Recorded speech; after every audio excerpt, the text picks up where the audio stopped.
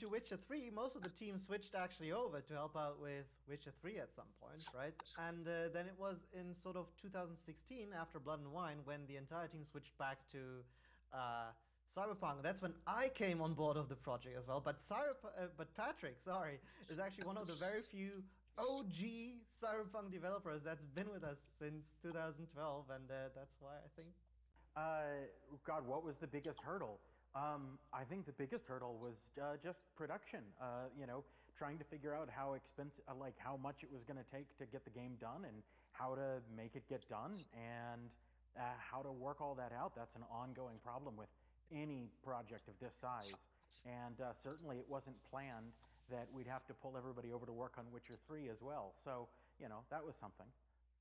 Yeah, and I suppose with how many iterations this game went through in all these years, it's sort of really hard to say what was the most difficult thing at any given point in time because if you just look at the versions that we had, the game changed dramatically. It's like three different, four different, five different games depending on how many iterations we actually went through, which I'm not Oh, quite sure how many there were, but I feel the same way. I mean, I was telling some people who are sort of new to the project, we're launching soon, and I was just regaling them with all the previous versions of the game that we had done and telling them, oh, this happened and we did this and you're supposed to be able to do this, going back 8 years now.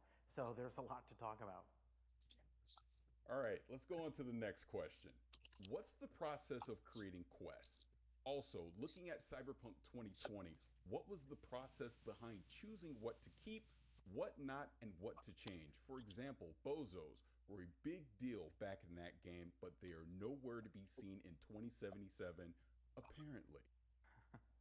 Well, I feel like there's two questions there, so I'll take them on one after the other. As for how we create quests, usually we start with just an idea.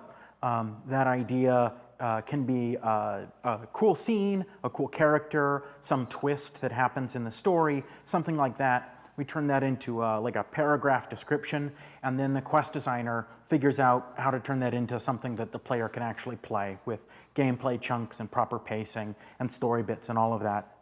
We turn that into like a document explaining how the quest is going to work, and then we break that down into pieces and figure out exactly who's going to be responsible for building each piece. Putting them all together is the quest designer's responsibility, and making sure that it works. And then you just iterate and iterate and iterate. You do it over and over again until you get it the way that you like it, So it's important to try to get it right in the documentation as best you can, so that you have to iterate later on when it gets more expensive less frequently. As for deciding what to keep and what not to keep from the lore of 2020 and all of that, well, we wanted this to be in continuity with the original 2020 tabletop. So we've tried to keep as much of that as we can. When we change things, we always try to put a twist on it, some sort of spin that's plausible and doesn't break that continuity. But certainly there are omissions that get made if they don't make sense for the story. If your character is unlikely to encounter a certain situation or a certain type of character, or in this case, a specific gang from the original 2020 books, if that doesn't fit thematically or anything else with the story that's being told, then we might not use that. It doesn't mean that those things don't exist in the world still. There's still a franchise continuity, but they might not show up in this particular game because you have to decide what resources you want to use to try to hit that thematic consistency. All right, thank you for that. Let's go to the next question. Cyberpunk 2077, coming out with many different languages all over the world. What types of challenges did you guys have to overcome? The differences in language with jokes and story, and did you have to change any dialogue completely to make it understandable in other countries? That's a difficult question for us, work quest designers and level designers, but I can say we have a robust localization team that is stationed all around the world. They're all native speakers in their languages and experts on their culture. And we pretty much leave that to them. You know, if they think something needs to change, they'll work with the English adaptation team or sometimes the Polish writers directly to try to get all that working and try to make it as smooth as possible. If you, for example, it can even extend beyond just the dialogue, because if, for example, you create a storyline for a character from a certain culture, and you build that out and you think, oh, this is great, but then our localizers from that country say, this doesn't quite make sense, maybe we should do it this way. We listen to them and we try to incorporate those changes into the stuff, because we want everyone around the world to play this in whatever language they prefer, and we want it to make sense in those languages. We want to give you a parity of experience so that if you're playing the game in Brazil and you're playing the game in Spain and you're playing the game in Japan and you're playing the game in the United States, you're all playing the same game. And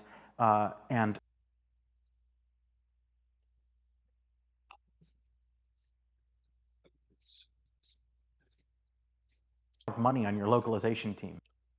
I can actually add a little bit to that. I guess this is sort of the real strength where it comes in to have most of our localization being done in-house, right? I don't think that's something many studios do around the world, and I think that especially with us being a studio that focuses on storytelling, this is really where, you know, the magic happens, when the localization writers are able to talk directly with the actual, you know, story writers and interact there and make sure that the content is properly localized within different languages. And I must say also, I can, of course, really only speak about the German dub version because, you know, other than the English ones, I don't speak any other language other than German.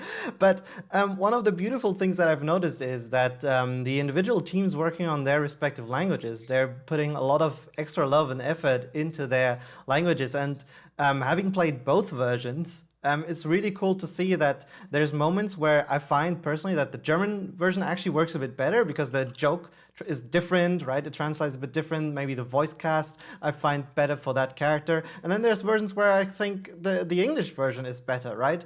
And you know, even the cast that you have in these different languages can really affect sort of how a performance is really carried, right? We do try to keep them sort of on. Oops. We do try to keep them sort of on the same level, of course, but it's nice to have a certain flavor and uniqueness in each separate version that actually makes it feel, you know, like this language is almost like the original voiceover language, right? I think there's a high level of authenticity that I hope that when players actually get to play it, there's a high level of authenticity that I hope that when players actually get to play it in their language, they will really appreciate. Now, I have another question. This will be for both of you. And now, I have another question. This will be for both of you. He's a pretty cool guy. But he says, how much does level design impact quest concepts and structure? If you have an amazing idea for a quest, could this force a change in level design? In development, which comes first? The level, the quest concept, or are they both created in tandem? He's a real cool guy that has. We all have like different answers on it depending on who you ask. Of course, the level design is more important. No, I will say that this is a really cool question, because I know in the past it's sort of like it bounces off each other really, right? I know in Witcher 3 we've had moments where, we've came up with locations that we then later filled up with quest content. I remember going to certain quest designers going like, dude, we have this location, like, couldn't we do something cool here, right? Or it also happens the other way around, where our quest designers, right, they will have come up with an interesting stage, right, if you will, for their quest, and they're asking us to come up, to help prepare that stage. And usually this process is a lot of fun because it's like two completely different creative angles trying to chip away at the same problems and challenges, right, and trying to find common grounds. And it's nice to see how you can sort of uplift each other from these different perspectives. And one thing that I also find very fascinating with this is that usually I know at least the level designers that I know I work with, they sort of are sort of humble enough to kind of go, okay, we're a studio about story, right? We try to infuse a lot of put a lot of focus on the gameplay aspect of this, but in the end, we want to tell a story. And I have no shame in admitting that usually in our studio, then the quest design takes the higher priority, right? Because that's ultimately how the player will play the game, right? I can prepare different paths. I can say, okay, you might break through this door, you might break through this door, but there is a lot of choice in how the player goes it. And I'm not married to the idea that the player needs to go here, the player needs to go here, but rather, you find your own path. I like to akin the way we design our locations to this sort of like penetrable fortress design, right? And so yeah, in that sense, the stage is entirely for the quest designers to infuse and Miles, from my point of view, anytime you make a suggestion, it's fantastic, and I almost always incorporate it. So, all right, let's go on to the next question. What is the most significant portion of your work that we as players won't even see? Behind the scenes stuff, something that you're most proud of. That's really good. Like I know that during development, there's so many moments, like conversations, coffee break conversations, where you're frustrated and you go like, oh man, I have to do this really annoying task because which job doesn't have them, right? And it needs to be done because it contributes to the experience, but it's something literally no one really appreciates as much as the work that goes into it. And one thing actually, all right, I've got to do it. I'm going in. Topic is doors, right? So doors in game design, especially in our game, is a really, really hugely complex topic. But to players, it's a thing they ideally, they don't notice, they pass through it, right? But doors in level design can be so many things. They can be an obstacle, right? They can be a passage. They can be an option. And for our quest designers, right, they can be tools to sort of guide the narrative, right? These are now locked, but after you do a certain thing, these open and you can do stuff. And it allows us to guide the player through levels in many certain ways. And then, they're not just easy things that just work like that when you actually play the game, right? Doors are super difficult when you try to bring AI into the whole fray, right? Because these AI characters, they don't understand what a door is and how it works, right? You need to teach them, and then you need to explain to them. And then, these AI characters, they need to understand how to deal with a door in combat, right? When they can pass through, when they can't. And I know for a long time in I remember when we were debugging this game a long, long time ago, there was this one bug where NPCs would just open locked doors as they walk past it. And the whole idea was that, of course, when an NPC walks past the door, they should be able to open it, right? But this was like the first iteration of bringing this in, and it caused this issue where like suddenly NPCs could walk everywhere and unlock passages for the player that they weren't meant to go through just like that, right? And it's something that by the end of the whole process, when the player plays it, it's hopefully something you don't have to mind twice, right? But for us, it's a huge thing. We spend a lot of times and meetings on it, and yeah, big deal. Doors. There you go. And I mean, from the quest side, it's similar. Some of the things that simple when you're actually playing the game are some of the most complicated sometimes. Like in our game, when you're talking to a character, you can actually walk away from them in a lot of places where they're talking to you, you're having a conversation, you're playing the quest, and you just decide, I see something cool, I'm going to go over there. And the quest needs to be able to suspend itself and keep running so that when you go back, it will continue, but at the same time also not break your game. And sometimes we have those things where if you go and you walk away, something different will happen. Sometimes we just have it suspended.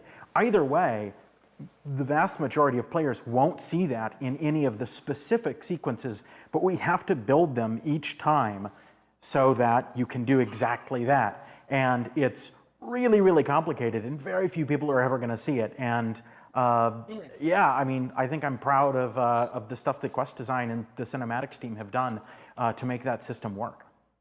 This actually reminds me of one last thing I can add to that, which is, we spend a lot of time on our skip dialogue mechanic, which hopefully none of you will ever use, right? Because you will break a lot of hearts.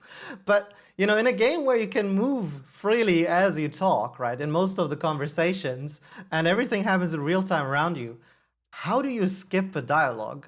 Right? Like, what happens? In Witcher 3, the camera was locked, Geralt was locked into his camera, right? You could skip and it would just literally jump forward in this section. But how does this happen when everything still keeps happening around you, right?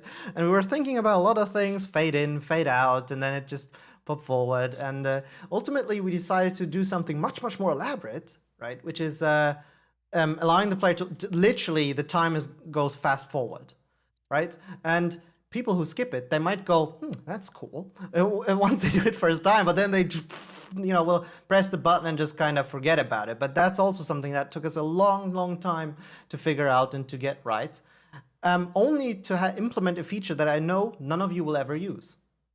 All right, moving on to the next question. What would you say would be the hardest part of the whole game to create? What aspect would you think is the hardest and most important part of the game to be implemented? This person is very excited for the game and hopes you have a great day. I mean, one of our rules about creating this world was that this needs to feel like a real world. It needs to feel like its own world, and for that, we created an all original soundtrack. There are very few licensed tracks on there. We created fake brands for all these different corporations. Some of them are from 2020, some of them are our own creations. We created advertisements for all of those. We came up with an entire history of the city using the 2020 material and of course the material from Cyberpunk Red, which is the new version of the tabletop role-playing game, and then our own history to come up with this history of the city, the different architectural styles, the different art styles being used, the movements of different populations. All of that stuff creates this place that we hope feels very real. And if it feels that real, like, you're just going to soak it in and you're going to want to soak it in. And when it comes to like that kind of suspension of disbelief, the player has to be a willing participant, right? And you have to meet the player halfway. They have to come part of the way, you have to go part of the way, but you're always saying, come on, come a little bit closer, come a little bit closer. Come on, let me take you, let me show you the city, let me show you this world that we've created. So all of that ties into the atmosphere. It also comes back to, again, theme, tone. Make sure that the stories you're telling are the stories that you want to tell and that they have, that they rhyme with one another, so that this topic doesn't get left just in that quest. It carries over to here, and this character has these traits, and that is, and that is a foil for this other character. All of that stuff is just a way of bringing the player along and getting them to believe in the world. Circling back, what would you say would be the hardest part of the whole game to create? That really depends on whom you ask. I'm sure like a cinematic designer will have a different answer, which is also valid, well, right? Let me ask it this way then. Let me ask it this way. I'm going to freestyle it. So I think what the person's trying to say is, when you think of the game as the whole, what was some of the biggest challenges? What was something that was very hard to implement into the game throughout the process? Yeah, I think that's still going to depend on who you ask. If you ask a programmer, they're going to say streaming. Definitely. I don't know. Miles, what do you have to say? I mean, like, in terms of like the level design, because this is pretty different for us, right? Yeah, it's. I think once I start, you'll probably find some similarities, because for me, it must have been the non-linearity that we tried to do, not only with the story but also in our gameplay, right? Because we are providing the player with tons and tons of tools and different options of how you can actually play the game, right? You can, and I've said this before, right? You have so many different options in terms of weapons you can use, be it the melee, super far range, close range, shotguns, whatever, right? Do you want to play it stealthy? Do you want to play more aggressive? Do you want to hack devices and manipulate the environment around you, or do you want to be able to craft very powerful grenades and just blow everything up? And I haven't even touched on the topic of different cyberware that you can get, right? And the different ways you can build your character to support all of these different playstyles. And for us, in level design, for sure, it must have been one of the most difficult tasks to make sure that all of these different playstyles are properly represented in the design so that they all get their moment to shine, right? Because what good is it to have the ability to use your immense strength to crack open doors if there's no doors to crack open within the world, right? And you don't want to invest points into a skill and end up in a situation where you feel like, well, but I'd never get to use this. What is this? And then maybe at the end, there's one moment where you get to use it, and then you're super happy that you actually invested in it. But no, we try to balance things, right? And it's trying to incorporate all of this into the stuff that you do. And that takes a lot of playtesting also to make sure it feels good, right? To come up with different paths that the player can do, that it almost, it's almost when we play, we have this moment where we often ask ourselves, okay, what would I like to do as a Netrunner type character? What would I like to do as a strong solo type character right now, right here? If I was going in guns blazing and I find myself in this spot, I run out of ammo, can I kind of support this, right? Or maybe there's an awesome gun that you can grab right off the ground and then start shooting with, or maybe we place some ammo.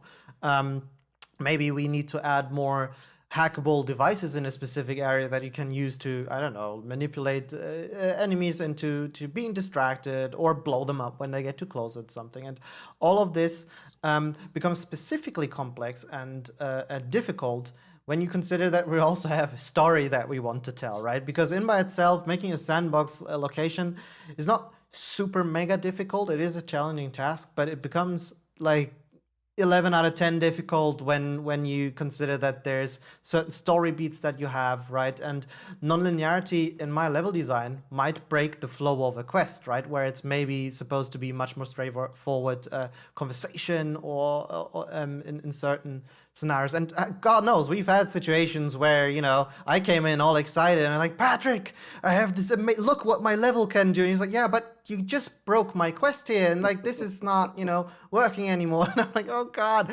And we try to find, like how to make things work. And it's part of iteration, this, right? And again, very fascinating, if arduous process. I do think that the end result is really worth it. Like, you're going above and beyond to sort of provide for all these playstyles, because it truly allows this pen and paper character of the game to shine through, right? This freestyling of any situation, of going like, okay, I want to do this, and I roll my dice, and then the game master, which is in this case us, just has to roll with the punches, right? And yeah, that's sort of how we see ourselves.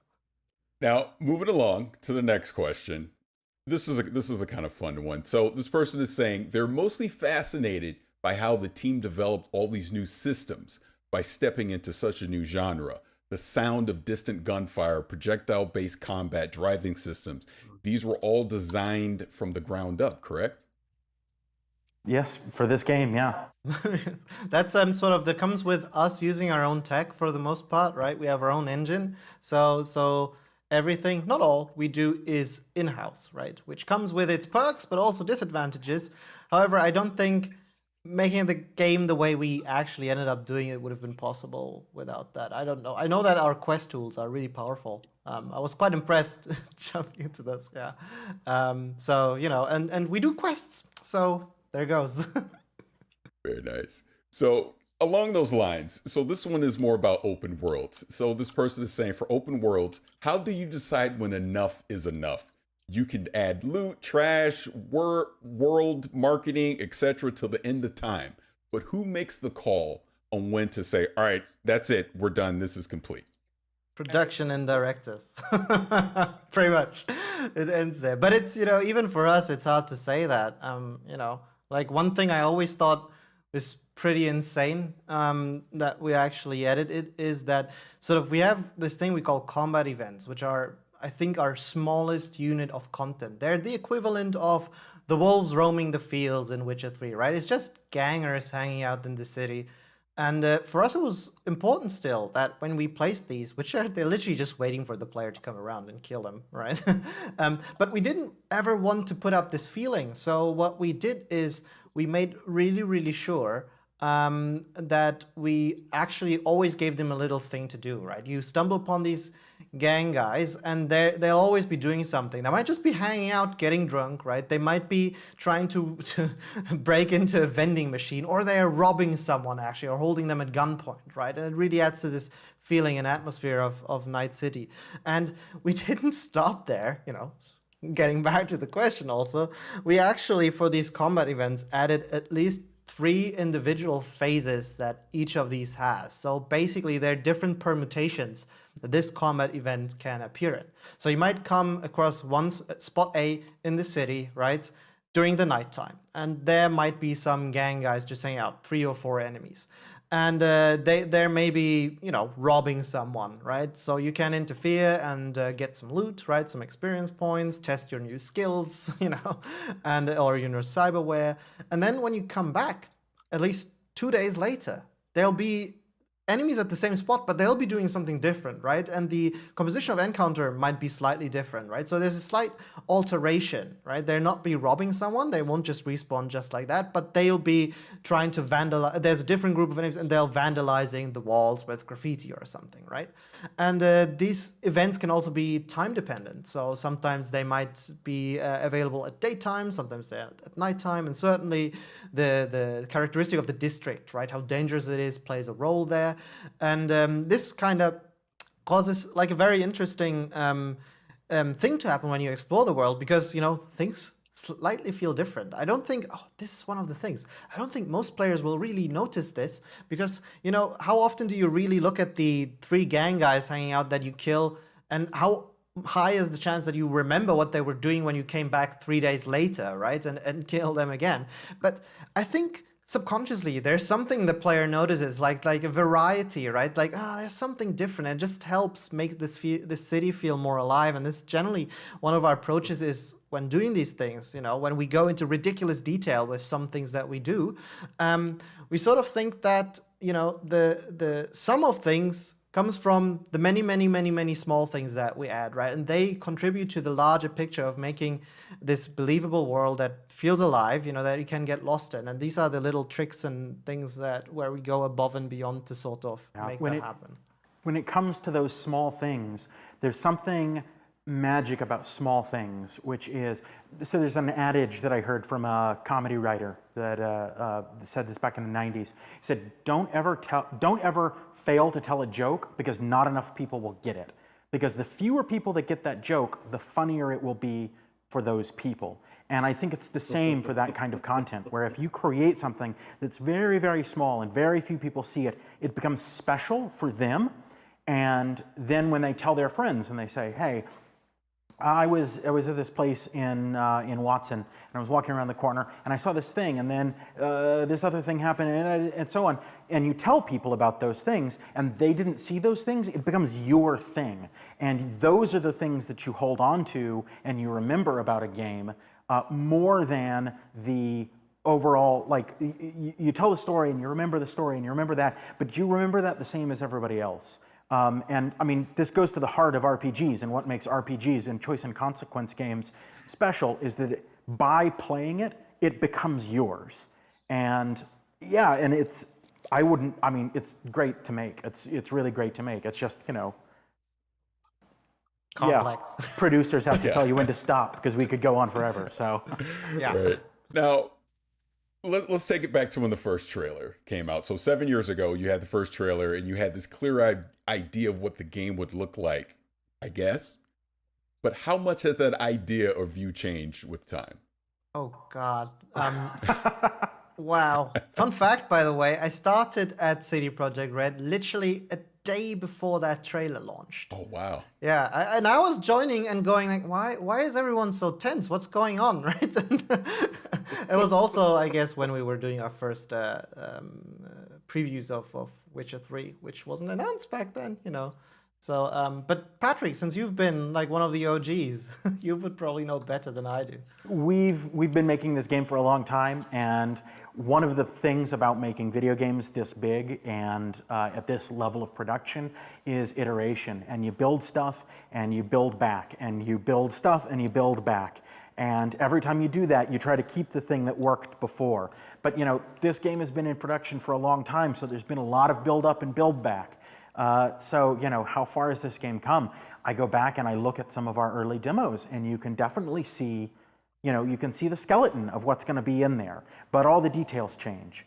And it's exciting to see. You know, we've got some people who haven't been on the project very long, and like I said before, I've been talking to them about, you know, what the project used to be like, and yeah, sometimes they're very surprised to see the, you know, the old footage. So yeah. It's pretty different. All right, here we go. Next question. Where do you start with the world? Like, do you just develop the city section by section, detailed, or the whole thing first and detailed later? Oh God, that is really one of these where, yeah, where you meet at the beginning, like, how do you start with the world? The answer probably is yes. You know, the cool thing or the interesting thing about this is there is not really one starting point where you go, okay, now we build a world, right? The way we start shaping our worlds comes from many sort of different angles, right? There would be, for example, the story side, right? When the story is being written and then the quest designers start creating their quest designs, there's already sort of like a rough idea for the scope, the places that we'll need, right? At least in its most roughest state. So that helps, you know, when you have to look at your huge piece of empty paper, white paper, and just go, okay, so there's at least already some dots, and you just need to figure out where to shift them. In our case, what also really helped is that we actually we were using the source material, of course, from Mike Pondsmith, since the game is rooted in the pen and paper RPG lore, which gave us a lot of additional points, right, and hints. So now we are looking at even more dots that we can already start shuffling around, right? And then we were also looking at it from the point of view that we kind of know it's in a real world spot, right? So it's in California. Right? It's on the coast. And just talking about a coastal city that is so technologically advanced as Night City is, you can make a few assumptions onto what you would expect from this kind of city. For example, hey, this probably should have some kind of harbor that would support, you know, world trade. There might be some industrial areas that sort of go with this. Night City is a place where technology has risen and is being promoted to rise to an insane degree. So you expect to be to have a kind of area that's sort of the Silicon Valley of Night City, right? And all of these little things, you start trying to get more and more clues, if you will, onto your piece of paper, and then you start shuffling them around, right? And that starts forming the shape of a rough city. We actually consulted city designers to help us, like actual urban architects, to kind of help us out, you know, to figure out how a actual city space works, right? And this is the cool part of a level design job as well, because you need to kind of get into these things, right? You become a little bit of an architect, you become a little bit of a urban planner yourself, right? And then we broke down the city into its different districts, again, as inspired by the lore. You try to write down sort of the rough characteristics of each district. So Watson, mostly industrial, right? Shocked by earthquakes, high level in crime and all that stuff. And you know, you define an art style, and then you take this district and divide it into further sub-districts, and you give them each different characteristics. So again, with Watson, that would be Little China, the Arasaka waterfront, and Northside Industrial, right? And as you sort of iron this out, hammer this out more and more, it starts to also connect to the other pieces, you kind of realize, okay, if this is the industrial heart of the city, or this used to be, Watching a then this means the pregame actual live industrial heart has in, moved somewhere else. So that could be this there's district, right? it's And a how would that pregame look, thing that right? Where do the the people CDPR that is work doing here a bunch, actually yeah. live? Like, do they travel from the city? second. Like, city center, for example, has a huge subway pregame, area, right? Because all of these broadcast and corpos that go rebroadcasting to it on work my on the channels headquarters, from the they company need to come from somewhere, right? roasting- And they live in some roasting- places, and roasting all of you. this stuff. You bring that all together, and hopefully you end up with This something isn't- that this isn't not only spoilers feels or anything, believable in a it's life, but just also that interview. It's an something interview that with one of has the a lot of team variety in designers. it for the player to actually explore. And this is And I something keep that checking, we but really try nothing's to break downloading down or I with can't each play it district, yet, right? so And I I might as well think do you will this. find that if you actually travel the city, you will notice that, yeah, there's some very distinct looking districts which Could be. really help you to navigate this space, right? You'll be into Japantown, okay, I'm in Japantown simply by looking around. But at the same time, it's not like we created 6 cities, but one coherent one that connects well together and that sort of seemingly transitions in a very believable way. You could really look at Night City and go, yeah, I think this could exist, and in parts even. Having Correct, been I lucky did to not know have that. traveled a bit in my life already, it's really cool to have these little flashback moments where I'm like, man, this reminds me of my vacation in Okay, Tokyo, my dear. right? And I feel and oh, this remembers when I was walking in downtown LA, and it's really really crazy. And I hope people will have these same moments and these same emotions that we have when we play this stuff. All right, so let's go on to the next question. Now, earlier I asked you what was the hardest part of creating the game, but this is for both of you, Miles and Patrick. What was the highlight of development? Obviously, there's so much good stuff in development and hard times, but for you personally, what part during the 7 years do you consistently look back to and smile about?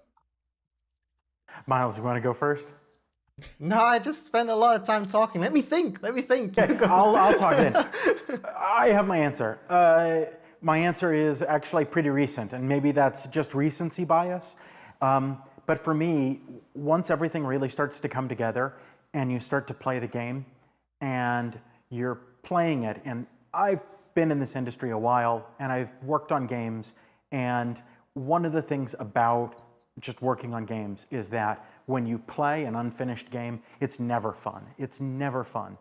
And there's a moment on a project where if your game is good, you're going to play the game and you sit down to play it because you got to play it because you have to know what's in the game and you have to know how it works. And you start playing it and you realize you don't want to stop because enough of the pieces of the puzzle, you start to see the whole thing.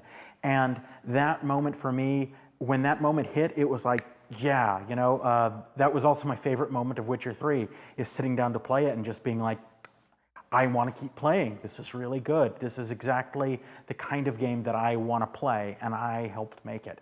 And it's great. It's very rewarding. Yeah, for me, I think it's quite similar. I don't have like maybe actually like it's oddly similar between Witcher 3 and Cyberpunk. Like when you're working on a game this complex, you tend to be very close to your own work at a certain point, right? And you start to kind of lose track of what is going on around you outside of your own work, essentially, right? Or the bit of the game that you're working on. And it's it can be frustrating at times because you see, of course, the flaws in your work. You see that it's not done yet, but you don't really notice when stuff is progressing around you at a similar rate. And then it's really a magical moment, once you get through this tunnel vision and you sit down. And I remember this very vividly in Witcher 3, where it was, and I'm sort of branching out to a different game for now, but so that was like, at one point, it's not like it's like a moment where it's like, okay, it's slowly happening, but it's sort of from one day to the other. You start playing it, and I was walking through Novigrad, right? And, the soundtrack, the music came in, the ambient music, right? I heard the people walking around. I remember it was like morning time, and the one thing that really brought that feeling home to me, like I was already sitting there going like, man, this is crazy. I think I'm getting some really good vibes here, was when then suddenly the bell tower started ringing, right? And that bell is something that is exactly the sound of my place that I grew up with. The church in there had exactly that sound. So I was walking through the city, getting these bells. I'm like, oh crap, holy shit, this is insane. And I had like a very similar moment in Cyberpunk when I was walking through. There must have been sort of the Haywood or city center area, right? For the first time in a while, and I noticed, like the ads had come in, and then suddenly, as I was walking, it wasn't just that there were people walking around, the cars, the traffic system started to come in, right? But also, again, it was like a crisp morning. I don't know if it's that sort of my time that I get triggered. So like then the loudspeakers were blaring their ads, right? It was like a calm moment interrupted by these all your scenery, and it really reminded me of walking down Venice Beach in a way, right? Like you have these moments as you walk down, where different kinds of audio inputs they kind of come in. You hear people talking, having a conversation on the street, some awesome banter that sort of fades out as you continue walking. Then music fades in from some sort of food stall or like a shop, or the loudspeaker starts blaring. It's like really, really immersive sort of experience. And that was sort of the moment where I went like, oh man, I think this city, we're actually making something really, really special here. But it's never something that sort of slowly happened, for me. Yeah. It's always this moment where I'm like, oh fuck, oh fuck, oh fuck, oh fuck, oh fuck. Then you suddenly you walk through it and you're like, wow, it's like you find your zen, right? And you're like, okay, wow, there's something here. Well, and to bounce off of that, you said the thing, you get so close to the thing and you can't tell what's going on. All you can see are the problems that you have to deal with. And so that moment of realizing that you've made something special, or that we've made something special, almost always comes playing somebody else's part. And I'm not going to tell you what quest it was, but there was a quest where I'm playing through it, and like Miles says, the music was in, the lighting was in, the VO was in, the acting was really good, the writing in that scene is really fantastic, and I'm playing it and hair goes up. I get goosebumps all over because I suddenly, like, not only is this game good, but this scene is really good, and if this scene is good, then everything is good, and it's that moment, you get really excited about it, and that's a special feeling. That's a really special feeling. That is just fantastic. I love hearing those kind of stories because as a gamer, that gets me excited to want to play it, to know that the people that are actually making the game, have those moments, during the development process. All right. So next question, let's kind of circle back to life paths. And this one is there a best order of life paths if you will invest in going through them I think they're listening in on our conversation. Well, in chat. I don't know that there's a best, but personally for me, I think that Nomad is really good for a first playthrough because your character also doesn't know anything about Night City. It's also my favorite life path. After that, pick and choose. I mean, Street Kid is really good. Corpo lets you be an absolute dickhead. That's actually, the cool thing. And I was actually, honestly, I was quite impressed and surprised that we ended up with this, that the balance between the life paths seems to be really, really good. In that, if you ask any given person within the studio, they will give what their favorite life path is. They will give you a different answer. And this is even the same for our directors. It's like anyone who you ask. And for example, I really think, that the Corpo intro is the coolest one. I used to be on the Nomad boat, but I kind of switched. And I think it's just for me, I guess it might be, without going too much into spoilers, it's the one where the strongest Blade Runner vibes come off, I think. And I think this is sort of, for me as an opener, like, yeah, okay, I know business. And you're right. Corpos can be real dickheads in the game. That's true. But the Corpo intro, I think, is really special. And, I remember when we were doing our hands-on events with journalists back in, what was it, like June, July, something. even there, the spread was really even, right? There were lots of people taking Street Kid, and I really loved the first few seconds of the Street Kid intro because of the music and everything. It really gets you pumped. And then, there were lots of people playing Nomad, and there's lots of people playing Corpo. And so when you actually ultimately end up playing this game yourself, um, pick whatever you think is cool, really, And if you're unhappy, play the intro, then start again and play the other one, right? Like, and maybe save the game after you've done all three of them, each is considered, and then just load up the save that you feel is the one that resonated most with you. So yeah, the saves even list what life path you have. It says right on the save, so easy to remember. Yeah, I have to say personally, I will be going Corpo when I play. There you go, Paris, my man. Yeah, but I'm excited to do all three. All three look fantastic to me. So here we go with the final question. How can someone with an immeasurable love for video games, but no technical experience whatsoever, can make it? How can they start? And what do they have to get ready for the most? Ooh, that's I think the answer is still mods for me. I don't know. I came from a modding background when I always knew as a kid that I wanted to go into video games. And I remember, because I'm a bit younger than you, Patrick, right? So my first modding experience was actually with Warcraft 3 editor, right? Like, I really got into that and started making my own maps and all that stuff. And really, that's where it really drove the point home that, yeah, this is something I'd like to do professionally. And I started doing research, like, can I actually do this? And yes, there's a job for making games. Good stuff. And,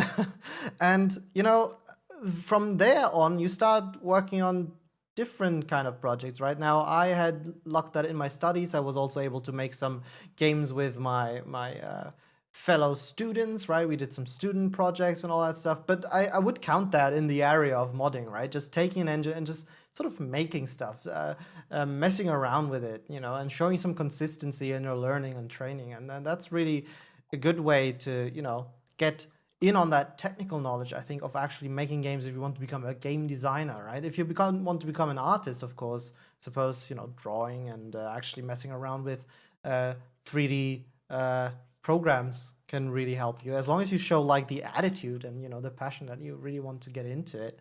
And I think what also ultimately has really been the deciding factor in my career and also in many other people's careers that I've talked to over the years is that a certain willingness and initiative to put yourself out there and to talk to people, right?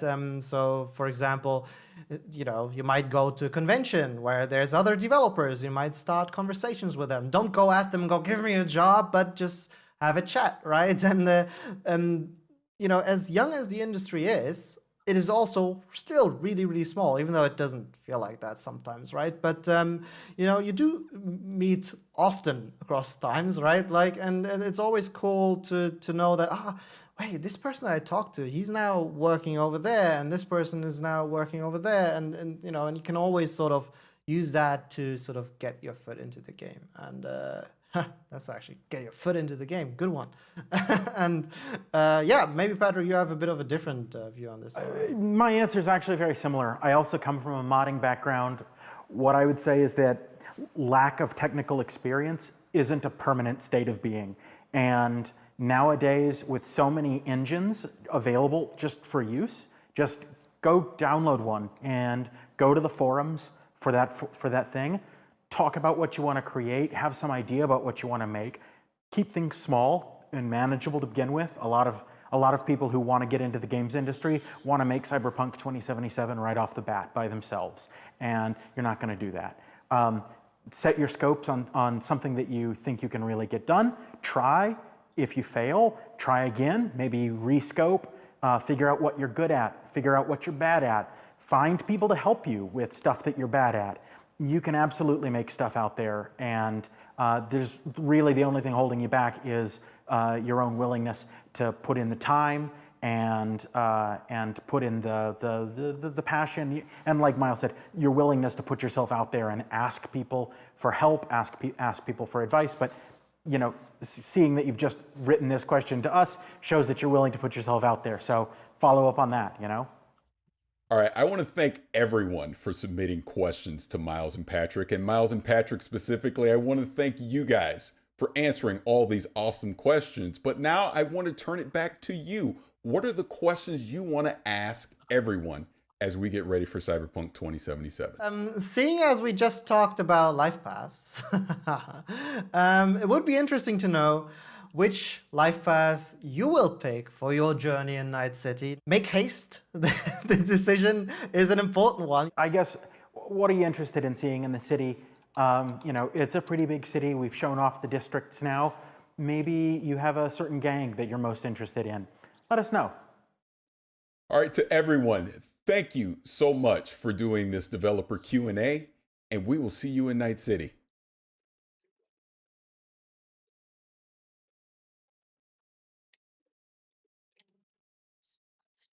So that's it? Wow. Now what do I do for the next 10 minutes ish? Well, 8, 7, depending on, how literally they take that stuff. Well, turn that off for the moment. We'll put that back on. Let's go look. Let's see here.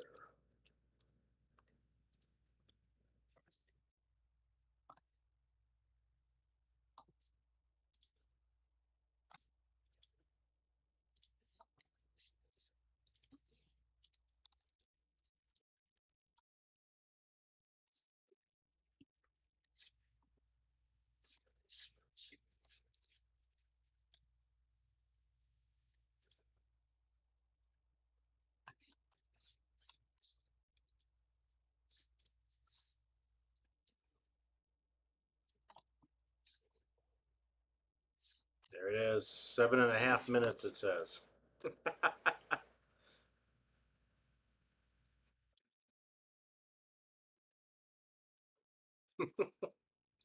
Well, that sounds cool.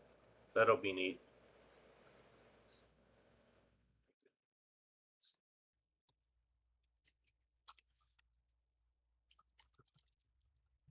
I really want to do a straight solo build, but that seems kind of too easy. I've played so many solo PCs that just I don't know.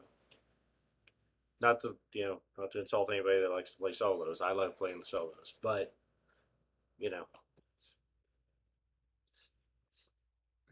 of course, here when this countdown gets done, I don't know if I'm going to actually be able to play or if there's going to be another patch.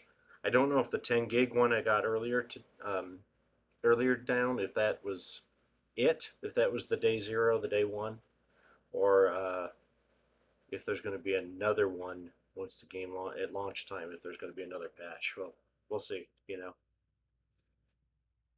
Exactly. You don't like something, you punch it, you throw it, shoot it, whatever. And that's all that counts.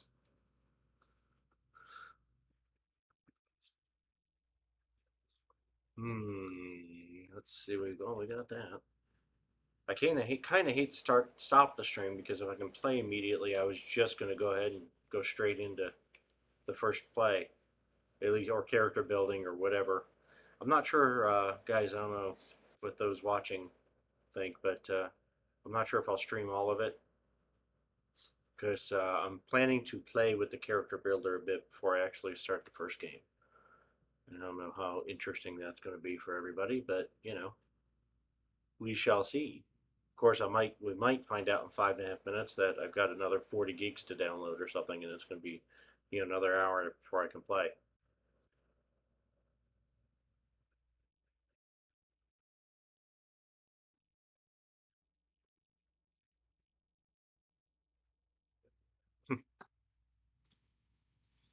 D&D, I was all over the place. I played everything. I played fighters. I played barbarians more than once, way, way, way back in the day. Um, I played clerics. I played magic users of all kinds. Both the wild mage. I actually played a wild mage one time. We had this whole big chart that we'd made up on for surges and all that. Oh yeah, I understand.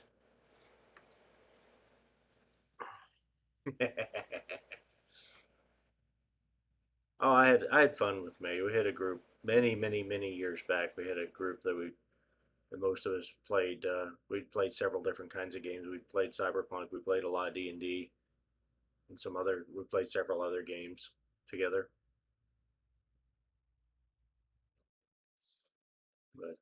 But that was a few years ago. Oh, I loved my yes, yes, the Rogue Fighter Thief. Fighter Thief was at one time a real staple when I had to pick a new PC and I didn't have anything else in mind. Fighter Thief was right up there.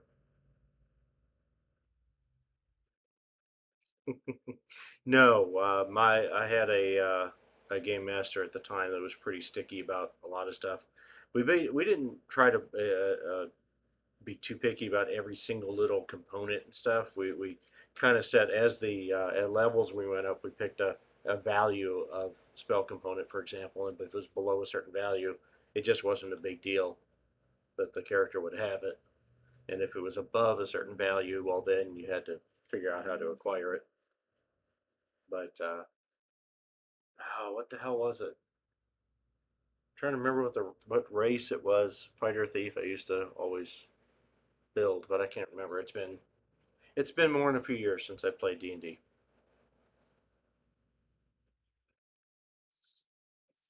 But more than well, shit, pushing 20 years probably since I played a D&D game. A couple of years ago. That's how I actually got my start though. Was like the first RPGs I played was the first, not even advanced Dungeons and Dragons, but just Dungeons and Dragons. That was a couple of years ago. Hmm, what else we got?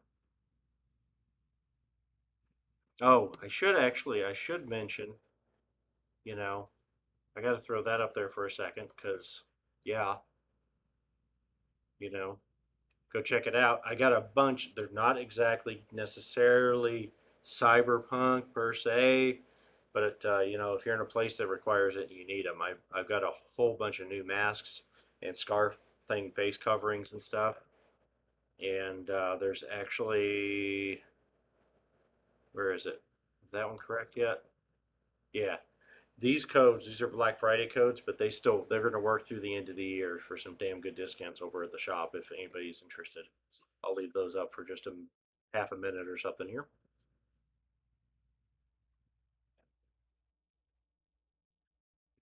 Okay. Well, and stuff happens, stuff comes up.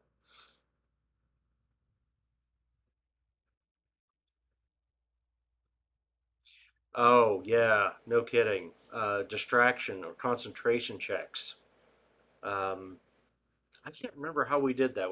There was a thing we did back because I don't think there was a concentration check back when I was playing. I think in the more current iterations of of the pen and paper D&D, there's actually concentration checks if you get injured or if you're attacked or distracted and that kind of stuff. Um, but yeah, that's important. It sucks when you lose it. But my lower when my spellcasters are lower level, they were definitely the hide the back and lob stuff. You know, hide behind the fighters and pretty much everybody else. I had one that got very high level, ended up with a staff, gifted by a god. The character was gifted a staff that had a dozen or something spells in it that could be cast once a day or twice a day or whatever. It had some stuff that was infinite.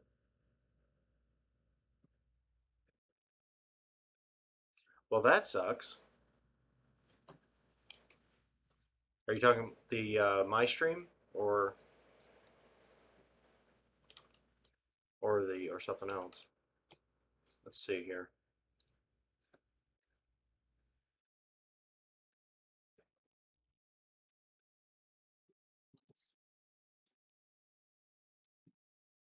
Hmm. Now, without going to each individual site, this says I'm still up and broadcasting, still streaming. But I don't know.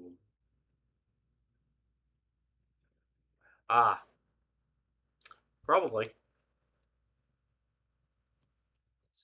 See? I wasn't paying attention. Well, shit. Let me go over to COG now. That's what I get for, screwing around with you guys instead of, paying attention at the clock.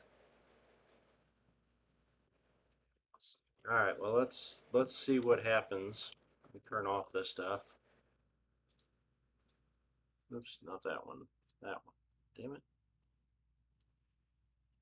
I'm used to working with a much larger screen, and I don't have it available right now. I'll turn that off. And I'm gonna go try COG. I don't know if I can. Well, I can do this. Aha! I'll turn that one.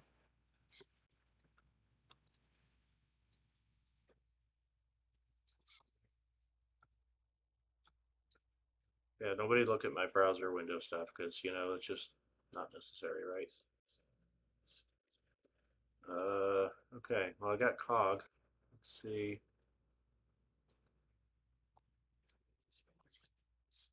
Oh, that's not the. Hmm. Okay. Well, whatever. That didn't do what I expected it to. Anyway, let's see if it'll let me play, and I'll see if I can stream the game, or if that's going to be another whole freaking hassle.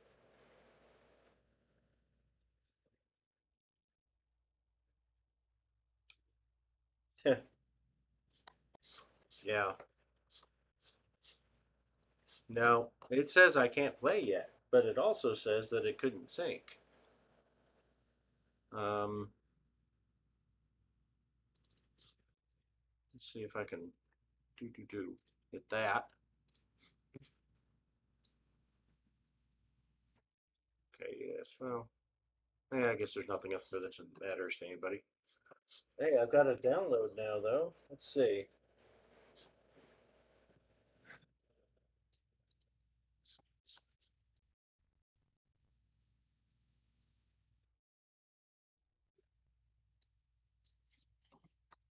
Move my head out. Oh, damn it. Maybe I can move my head out of the way.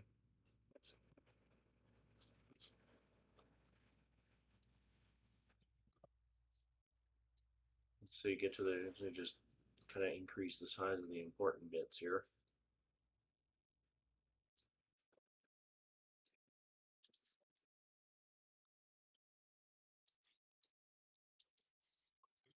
So yeah, I got another download and it failed.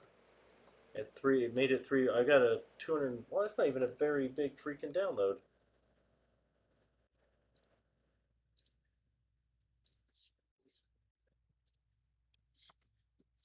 Okay, well, let's see. Oh, okay. I guess it did get the download done, and now it's installing the download. But it was tiny. It was a little one, at least. Exactly.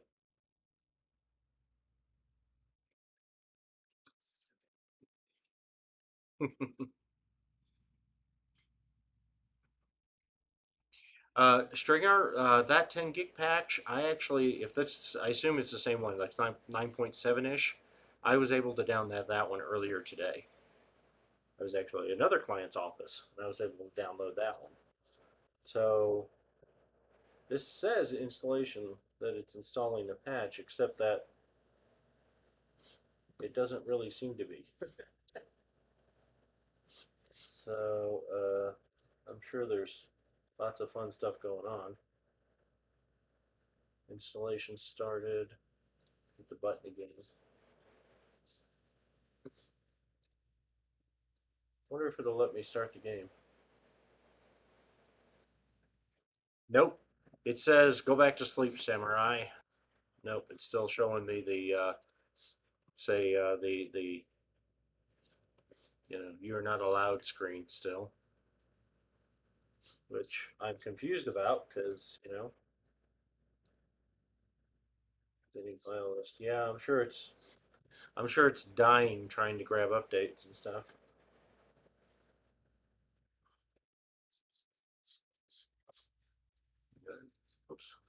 maybe.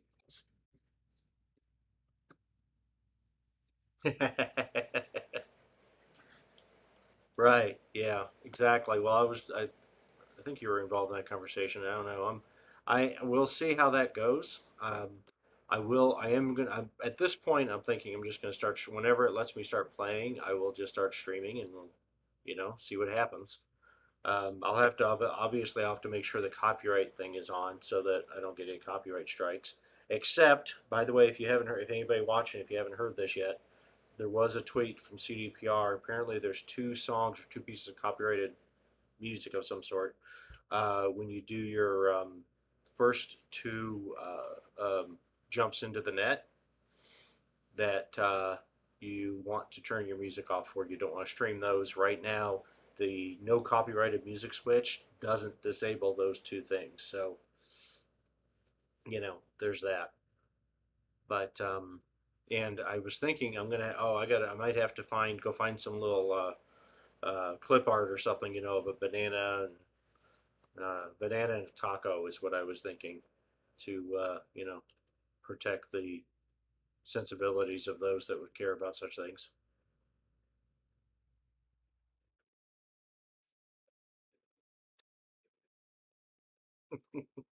Great.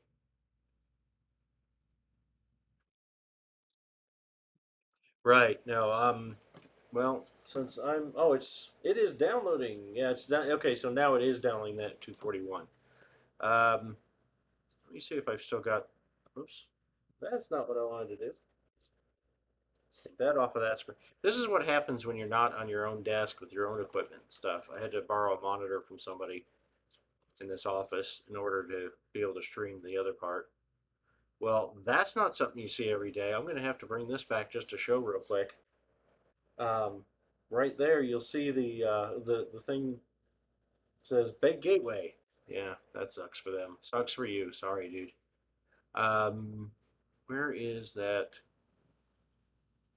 Da, da, da, da. I was gonna see if I could find the message while I'm waiting for that to finish downloading, installing and stuff. I was gonna see if I can find the thing about the copyright deal so that I can tell you exactly what it said.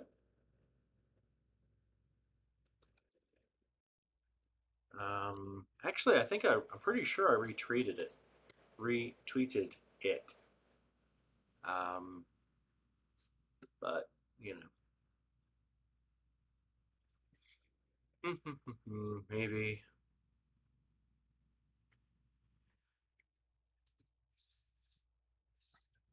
where is that? Where is it? Where is it? Where is it? Let's see.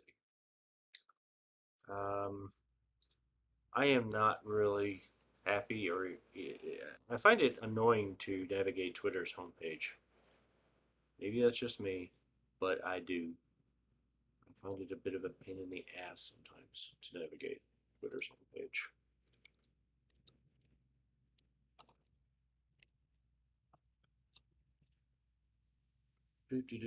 Let's see. Okay, so 10 minutes, the thing, launch show, and all that.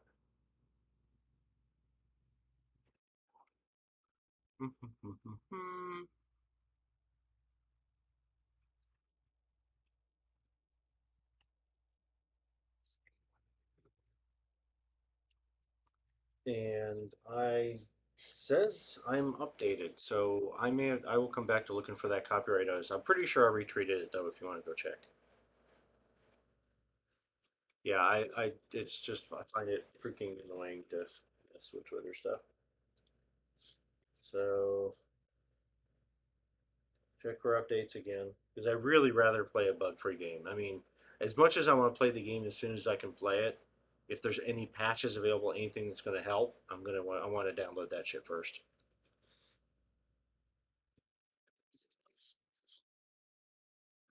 I can appreciate the sentiment there, Stinger. I really can.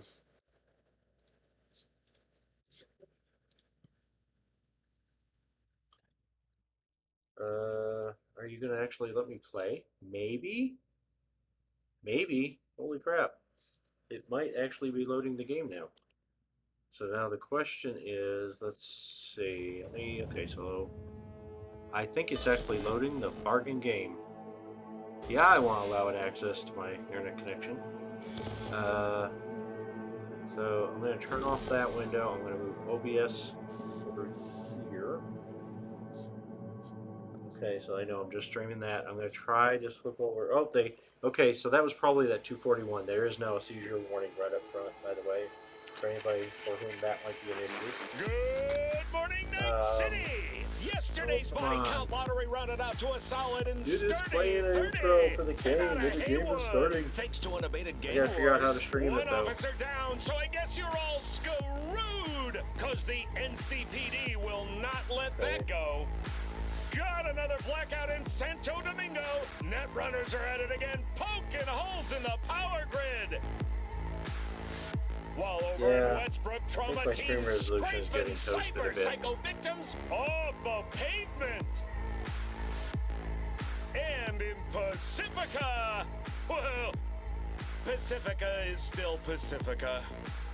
This has been your man, Stan. Join me for another day in our city of dreams. Well, I don't know if that's going to work or not, but we'll just give this shit a shot and see what it does. Come on, OBS. Flip screens for me. Okay. Well, it's sort of moving. Yes, I'd love to press to continue, but I want to stream it. Blast it. Probably move the chat over too so I can see what you guys are showing. Alright, man. Yeah, I'll see you. I'm sorry that I'm sure you don't want to be too spoiled by stuff, but alright, man. Thanks for watching. Know what you did. Appreciate it. Let me know when you get to play and stuff.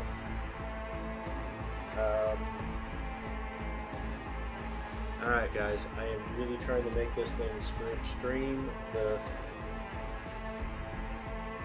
Yeah, it's just not... Something's not liking stuff, but I'm going to try to make this thing stream.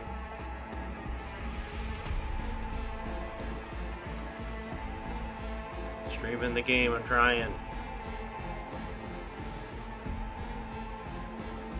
Yes, that's what I want to stream, but now I want to get this out of the way. Hey! Alright.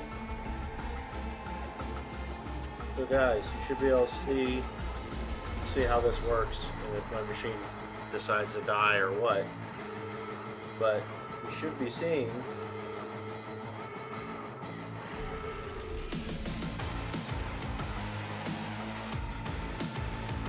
Alright guys, you should be seeing and you should be hearing the game. So this is me, my first time into it. I'm actually, one more thing, if I can get it to do it, I'm gonna start a new recording, I think. Yeah, I'm gonna hit that. I'm gonna hit that. Okay, so now I got a new recording file started. Let's see what happens.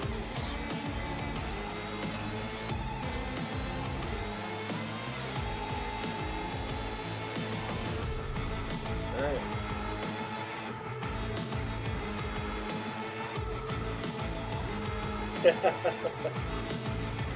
Yeah, well, you know, I'm not surprised.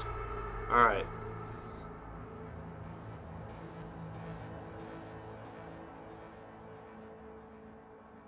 You know, for anybody but CDPR, I wouldn't do this, but I think for CDPR, I'm gonna say yeah, go for it. As long as you don't, you know, destroy my internet connection anyway. So I've got some stuff, yeah, because you know I'm cool like that already without even having played anything. Alright, so that's that. I need to go into settings though, because I don't want to get any issues from the copyright police. Disable copyright music. Yeah, I gotta do that. And I need probably, if there's a don't show genitalia option, I probably need to do that too. Because, you know, again, I don't want to have a problem.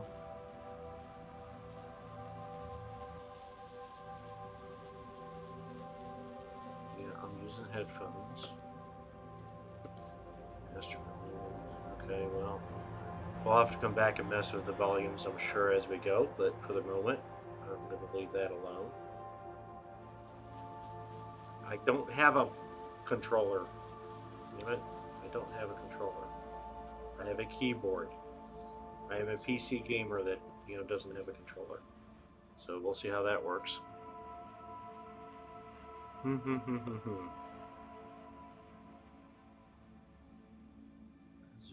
So I'm gonna tell you guys now, I'm gonna be going back and forth to look at the controls probably as I get used to shit. So, deal with that. Alright, graphics. I apparently am set to ultra and high, so I don't know if my machine's going to be able to handle that. It may or may not. I guess we shall see. That's what it chose. So I'm going to assume that it looked at my graphics card and said you might be able to handle this. See what happens, right? Alright, moving on. Yeah, I'm kind of not so sure that that's gonna my machine's gonna be able to handle all this crap, but we'll see. That looks like an idea. We'll see what happens. We'll just leave everything at default, see how it goes, right?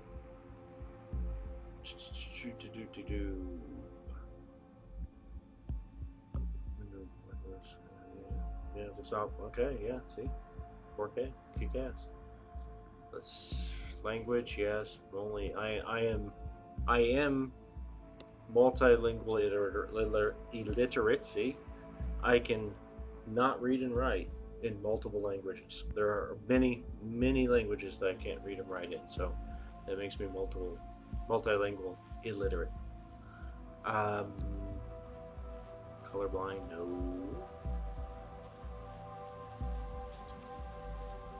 Hit indicator, threat damage, okay, whatever.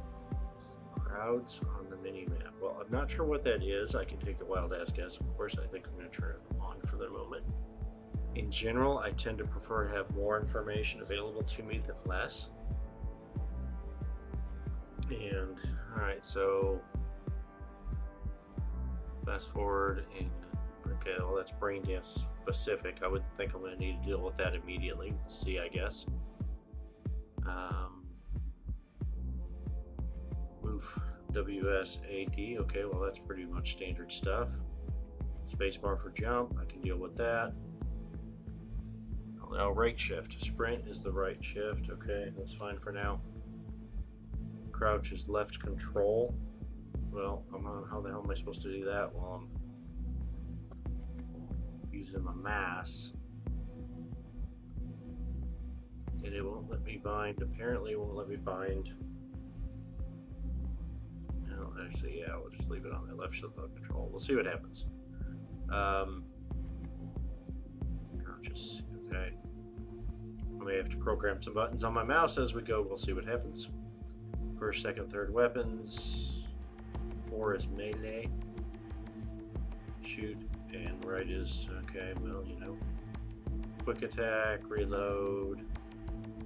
E for cyberware systems. And yes, I'm sure I will have to go back and figure this shit out. Like I said, I will probably go back to the screen more than once because,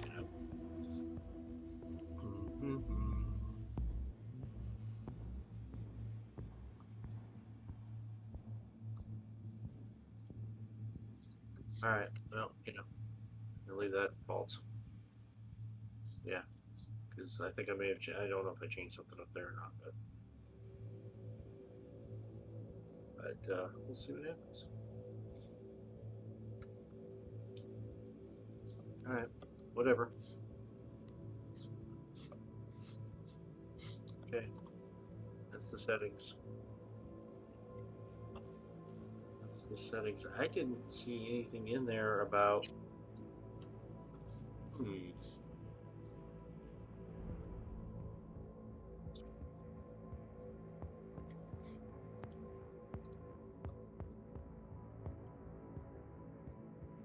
I didn't see anything in there about nudity stuff, which in general I'm not worried about it.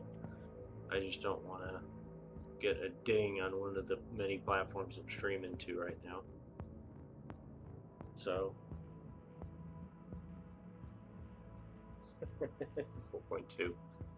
Yeah, you got a point there.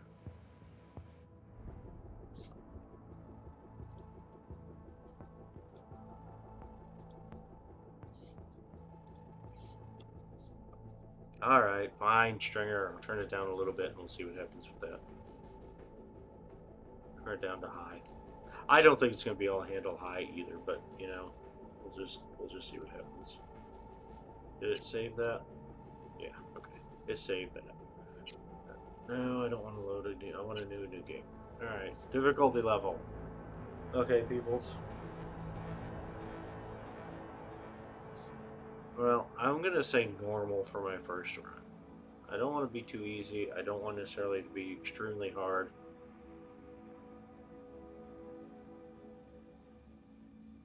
Well, I don't know. That description, I want it to be a freaking challenge. Substantial. See, yeah, there seems to be quite a jump between normal and hard in the descriptions. Yeah, we'll do normal for the first checking shit out one.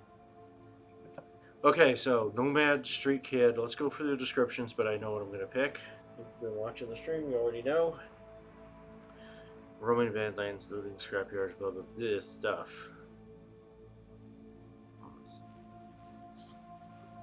Street Kid. And, of course, Corpo.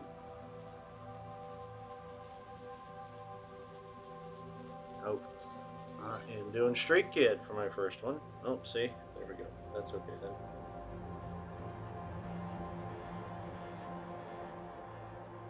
I'm gonna do this real quick.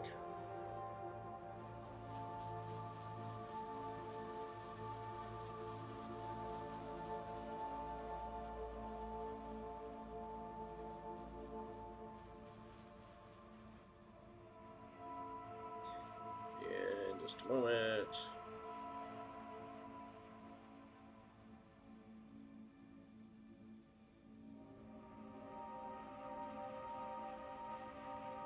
Alright, so there's that. Alright, so I'm gonna do a mail.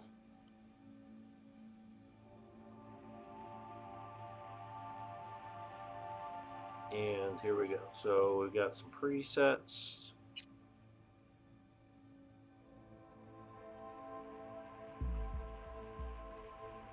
Okay, dark skin, beard, and bald. I don't know if I'm gonna like any of these. I'm probably gonna play with the appearance for some.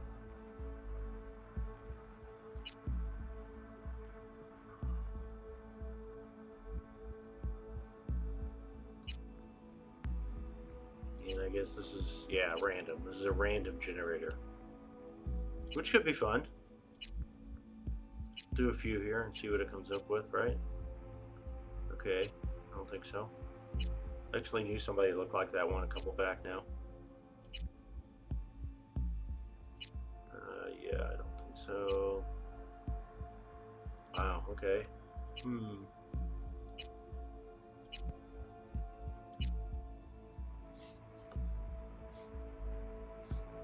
Okay, I think we're gonna start with this preset, and then we're gonna play with it. That's what I'm thinking.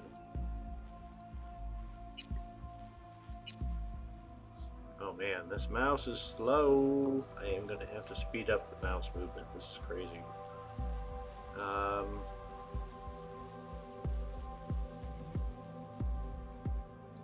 I'm V. I'm V.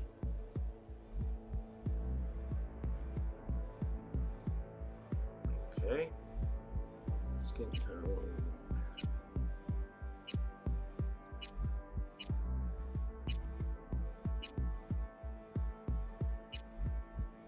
Zero. Oh yeah, here we go. Just pick something.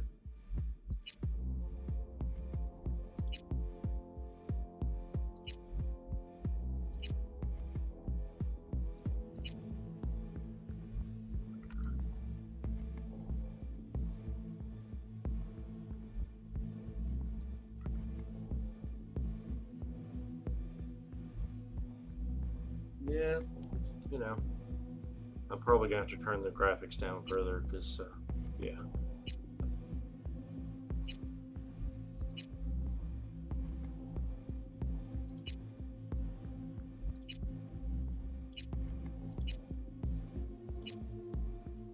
Alright, well, you know, I don't know. I think we'll probably fix that one. Let's see, so I pick that one, close that.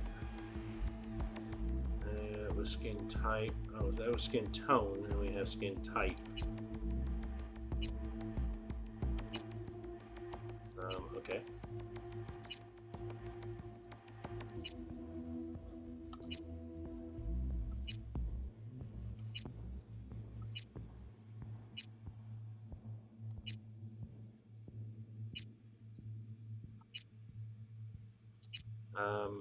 Yeah, okay, we'll pick that one for now. We'll come back to it maybe, probably, right?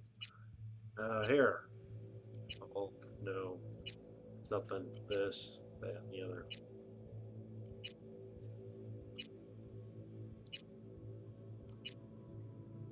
Let's see. Set them in. Well, okay, I was about to say something anime-like, but no.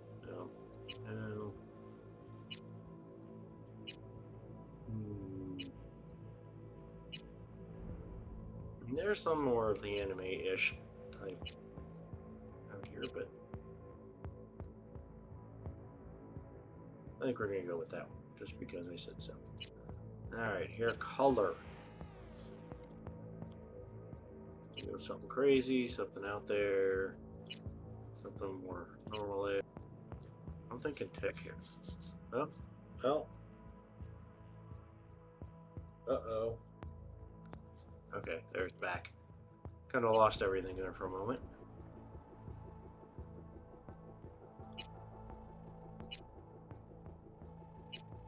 Tech hair would be the, I think would be along the lines of what I'd like to see.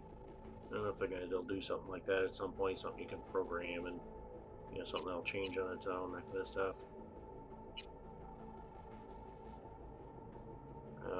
Yeah, I really got to speed this mouse up. This is just moving too damn slow.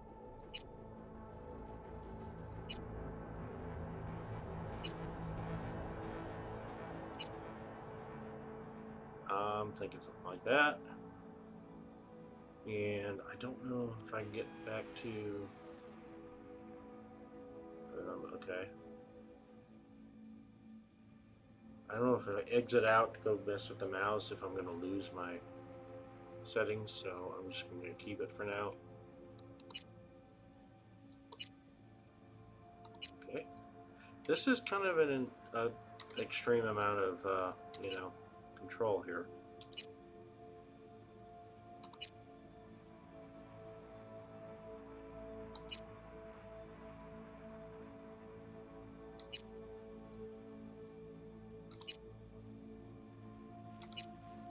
Real narrow, kind of bulging. Some other options here.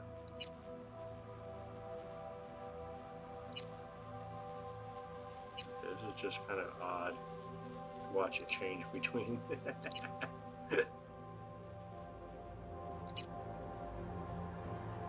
I think we'll go with that one. I color.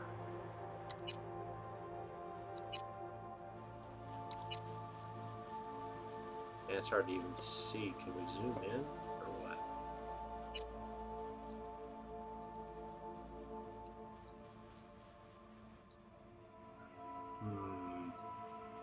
Can do rotate.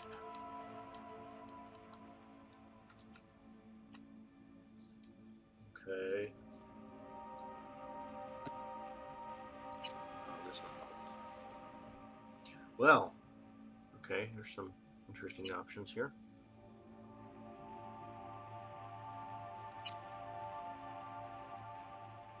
Okay, okay. Okay, that's maybe a little... Oh, tricky.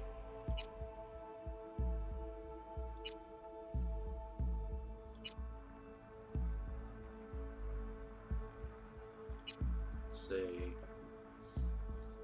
That might be the one. I think that might be the one, guys. Oh, I didn't check these out.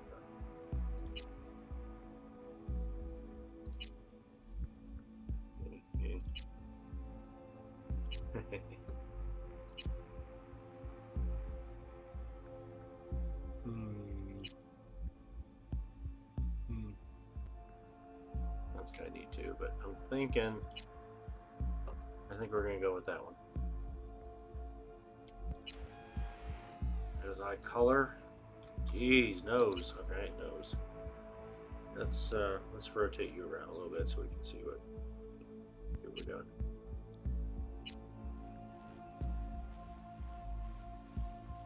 Okay, no Pinocchio stuff needed now, but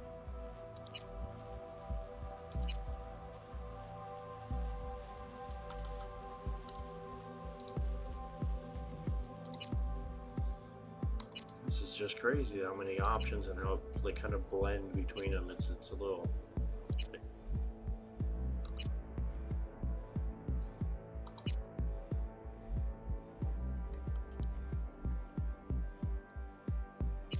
I'm V.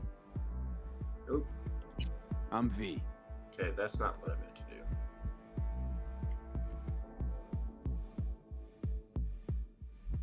Eyebrows. Can I skip? Okay, I'm a little confused. Okay, well, let's do eyebrows, I guess then.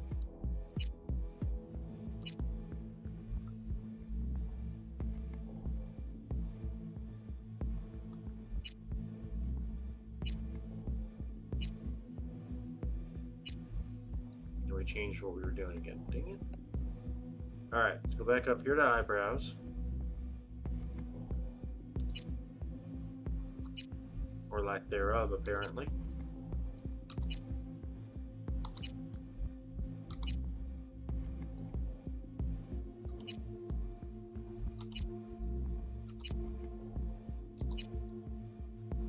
Okay, well this is going to get to a point. I'm just going to pick something because apparently we could be at this all day, right? Okay, well, I'm going to pick that one. Yeah, whatever. Color. How about red? Let's see what the red looks like. And it doesn't look right.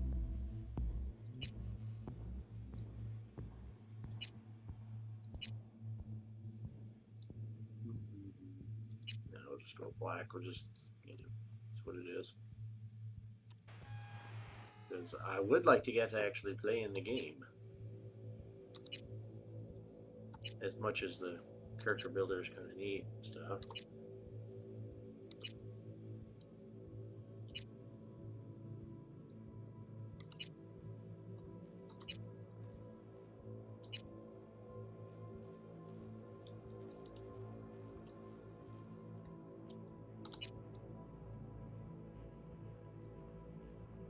Okay.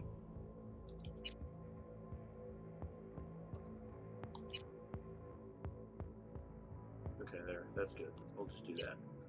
Mouth.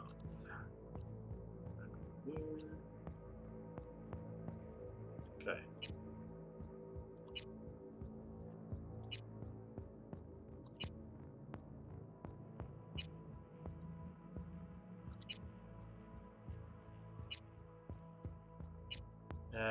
It's just odd to watch a change in some of the options. Jawline. Okay. Over here. Apparently when I do the rotate buttons, it also changes something. For some reason it's also changed the menu. I'm not sure why, but whatever.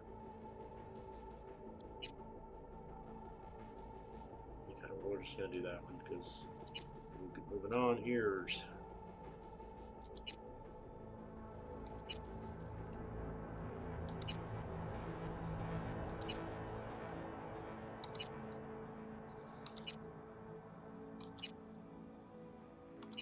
Okay. We're gonna pick that one, I think. We're gonna do beard.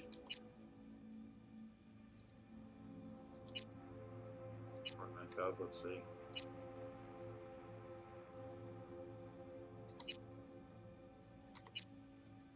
I think I'm gonna do something fairly minimal. Ish.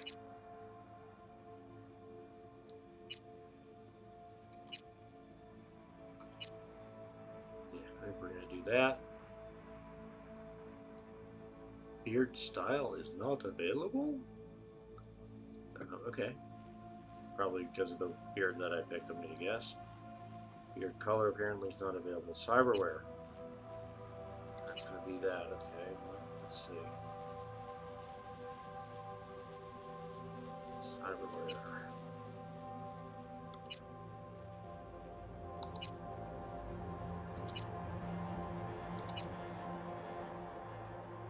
That's kind of interesting looking.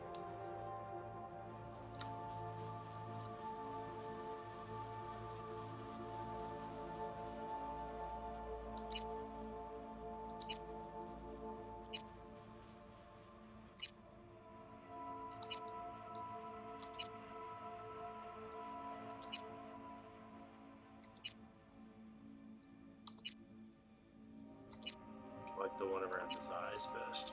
I think we're going to leave it on that one. Scars. There are.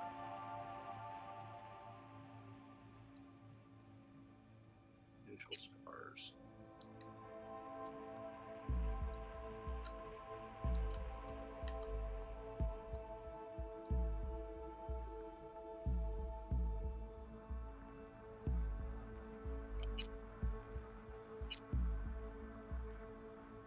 I think we're going to leave him with no scars. How about tattoos? Probably not, I'm thinking, but let's see what options we get.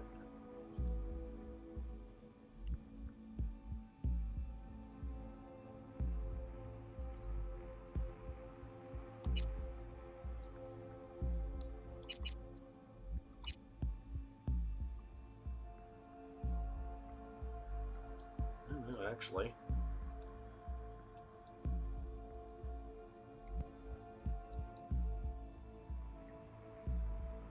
I think we're going to leave that one. Alright, let's go leave that one. Let's go back up here where there we are, scars, tattoos. Piercings.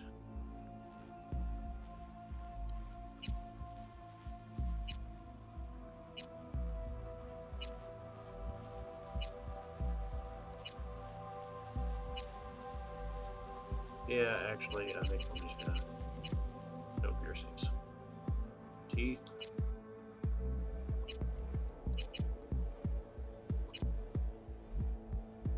Can we do some super chromed grill here going on? We might. Let's see. No, not doing pink.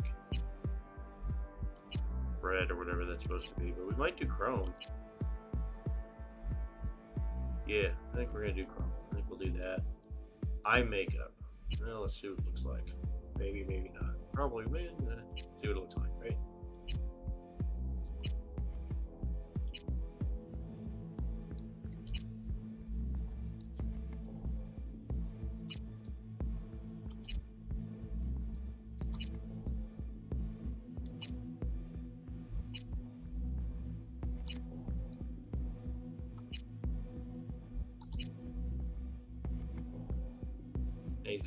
He's got the eye cyberware thing going on, so I'm thinking something would be appropriate here, maybe. Bigger nose. All right, I might go back and look at that stringer. I could do that. I'm up for them. Yeah, I'll take some input.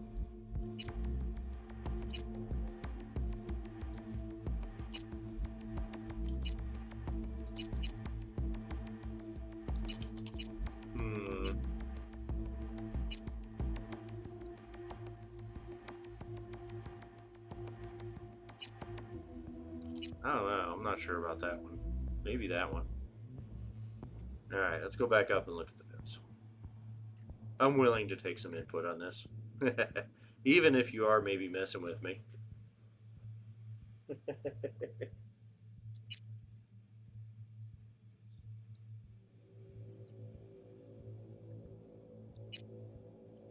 That's 6.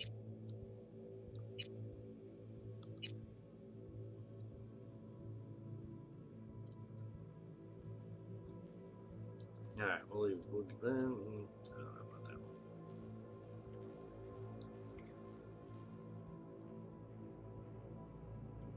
one. Nose. There we go.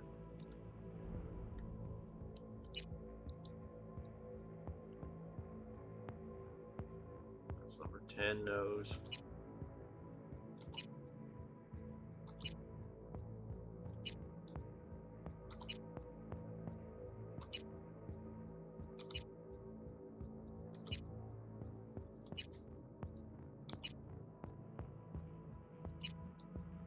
Geez, how many noses are there? 20. Okay, there we go. 21. Okay.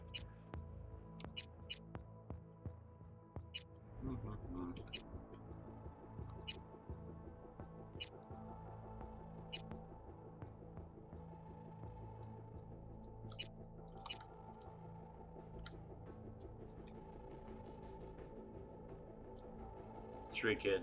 Yeah, okay. Draw ears, beard stuff. I did all those. Unless we go back and change something. I make up the color. Okay, the color.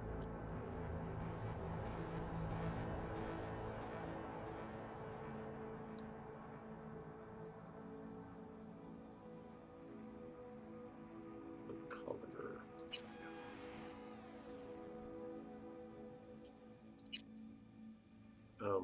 Wait. I make up color. I didn't know you could do the I make up color separately. I missed that. Yeah, no. Come on there.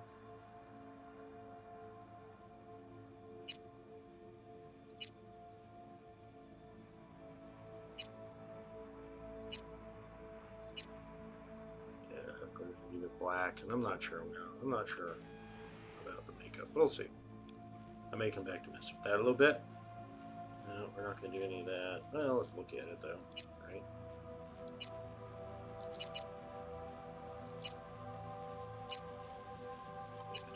We're just going to leave it off. She can make up colors into an option at the moment, but it looks like it probably will be some point blemishes.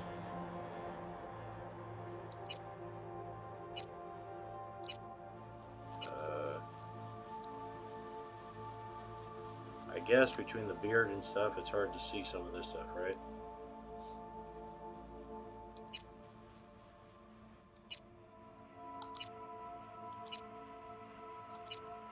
Okay, we'll just say no on that. Alright. Nails. Let's see. Long nails, short nails. Look, we'll leave them short. Color of nails.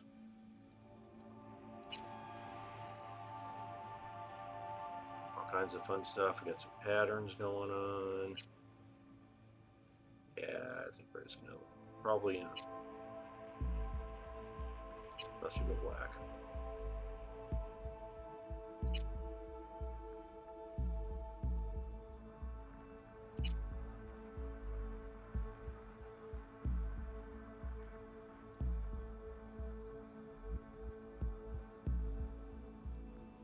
Yeah, we'll go with black for now.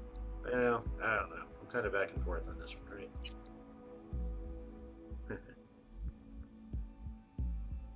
Yeah, I think we're going to say no on that. We'll just say no on that for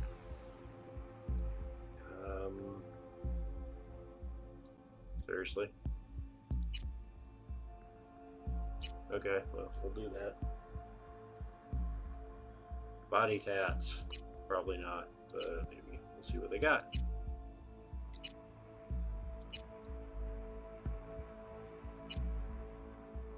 Yeah, I'm gonna say no. Scars.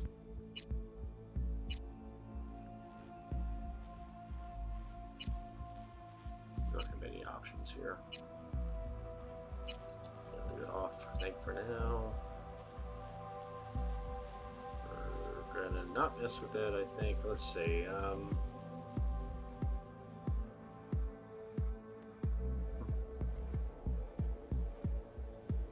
Let's see.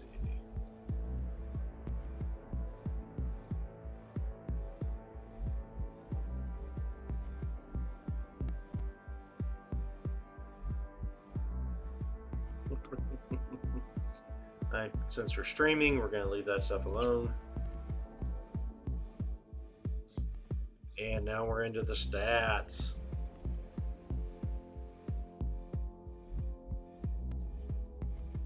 Stats, all right. Points, we have 7 points.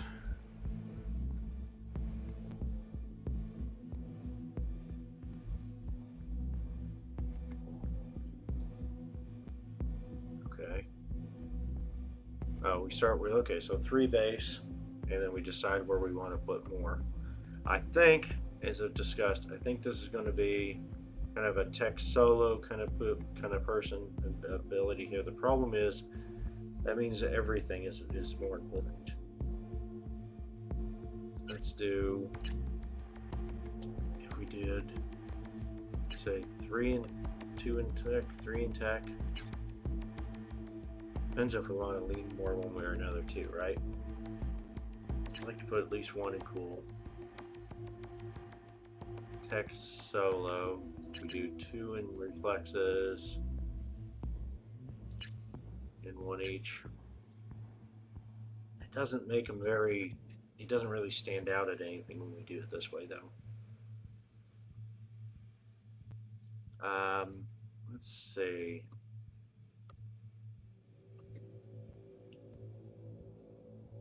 So basically, if we want to make him stand out at something, what's it going to be? Tech solo. I think we're going to say our tech solo is not. We need him to be somewhat. If you're going to do tech, I think we're going to cut down on the intelligence a little bit more with the base intelligence, probably.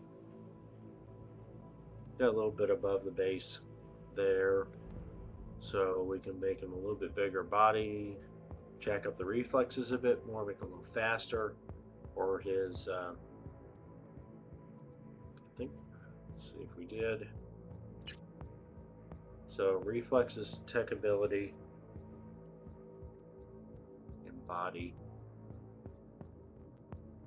We won't want him to be too slow.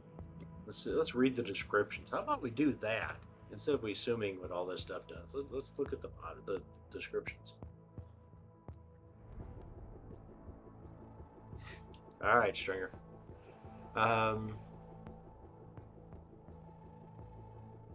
Force open doors. Next level of body start 3. Add 5 health at 5.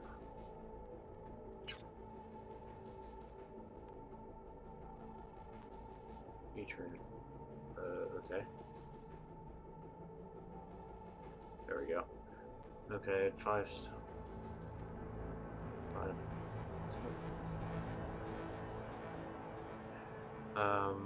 Increase damage with fists and gorilla arms by 3. Increase damage with melee weapons by 1.5. Increase movement penalty with grabbing an enemy by 6. Increase.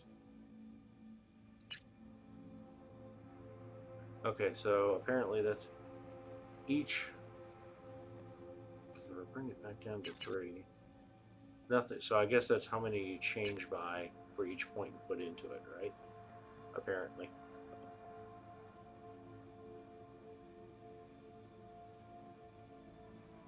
Critical hit can go up with reflexes. Your passive evasion goes up. Your critical hit goes up, and damage from the mantis blades specifically goes up. Okay. Sense your technical know-how allows you to unlock doors, use tech weapons, each increase your armor by 5%. Okay. Cool damage your resilience, composure, and effectiveness, and operating from stealth. Okay. Each level of cool. Increase crit damage a bit, increases resistance, increases stealth damage. Okay. Reduce the speed at which enemies detect you. Increase monowire damage. Okay. Each enemy's skills build their attributes, and skills provide different bonuses depending on your style of play. Skill levels increase as you progress. Yeah, okay, the maximum level of a skill. But it doesn't talk about increasing your stats. I can only assume your stats or your attributes. Okay, customers. I can only assume that you'll be able to increase at least at some point during the game. You would think, right? And it looks like intelligence is pretty much for net running. Can't go below the base. Okay, so yeah, for what I'm thinking, I don't need to add intelligence. But But I pretty much want everything else, right? Of course.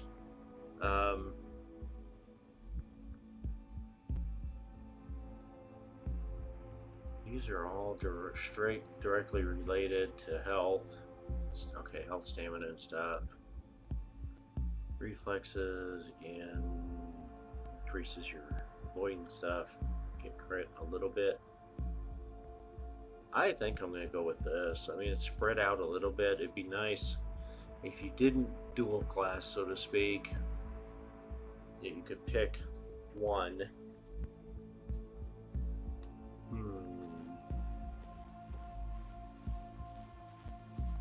Cool has a bigger range chance of your crit damage by having a higher cool. That's something. And if you're going to do stealth, you want a higher cool for sure. I'm not sure if I'm going to do more stealth or more running in. I tend to do both depending on the situation.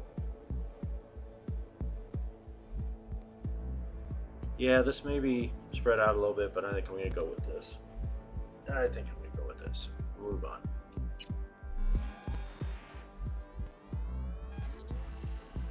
Biomonitor booting. Okay then.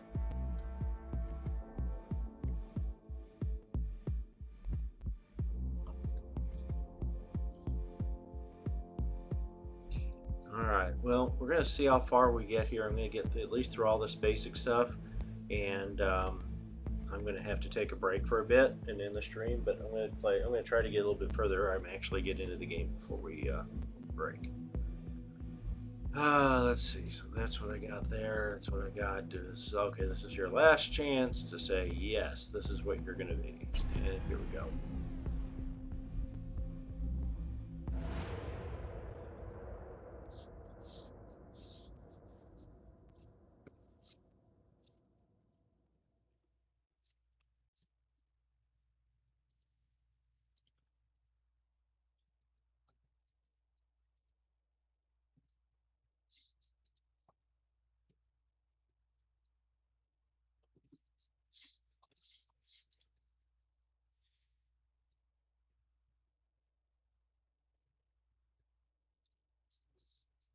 I assume it's loading something. All right, there we go. Spacebar to continue.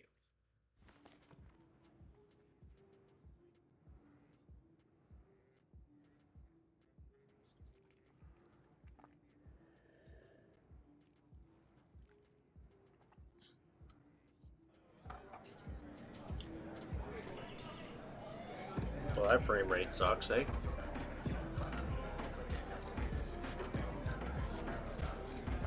I think we're gonna have to lower the image quality a bit more, because this is really not even playable.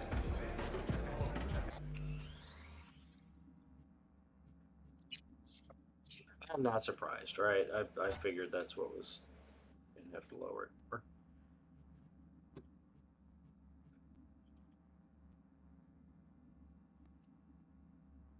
I might play with the specific settings, but we'll go down to medium and see what that does. A little anesthesia.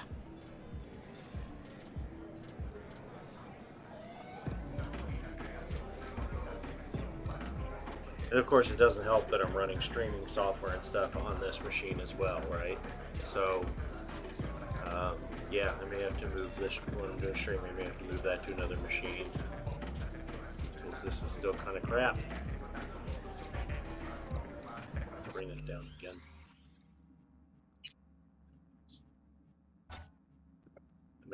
May have to record and broadcast as far as streaming live. We'll see what happens though. Kind of hate to bring it down this much, but we'll see what happens. Alright, ground sound, I got the mirror. The pain and you'll be set. Do it, Joe. Back the shot or set the broken curves. Good dude.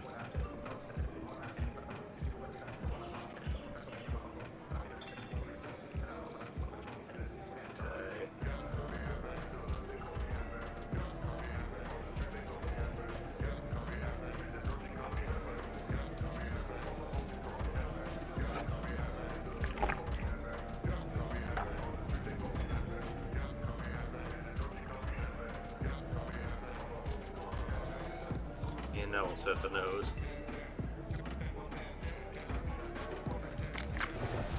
Oh, motherfucker. Everything chill, mano? Some bastard tried to mug me. I handled it. Oh, local guy. You really think somebody local will try to mug me, Pepe?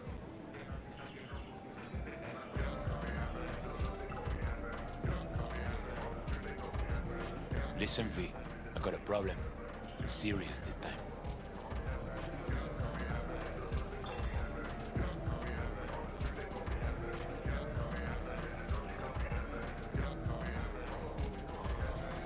Trouble or spit it out.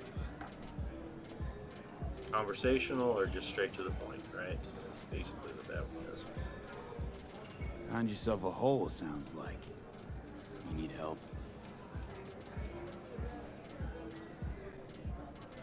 Knew I could count on you. It's, Kirk. I owe him. Don't pay by tomorrow, said he'd bust my legs.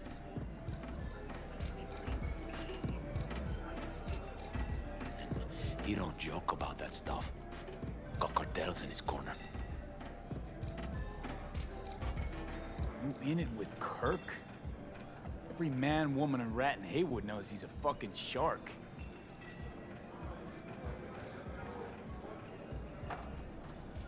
My bro jumped the joint. Deserved a hero's welcome. I know I fuck up, V.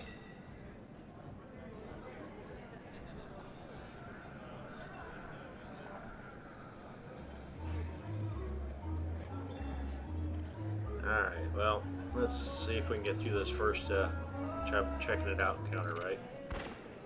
You're gonna help me out, V? I'll Yeah, talk to let's Kirk. demonstrate it. But then you're gonna owe me one.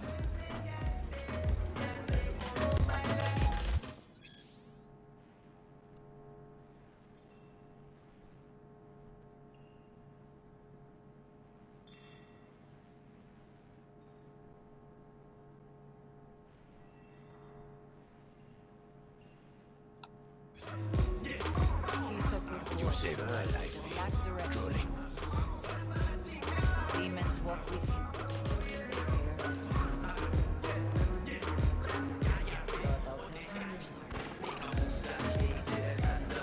Second floor? Alright, I'll do that. I'm gonna look around just a bit first, right? Yeah, somebody else, I'm experiencing it. Somebody was reading about, or video about it, whatever, tends to want to run. You can't just walk. So I don't know. I'll have to look around You again seem in a bit. confused. It's not important right now. No, I'm just messing around, dude. Chill.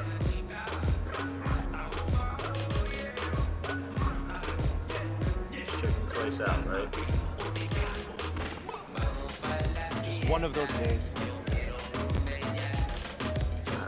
alright, I'll check this out. And, I think it's running. Yeah, I think it's running. Even when it's just trying to walk.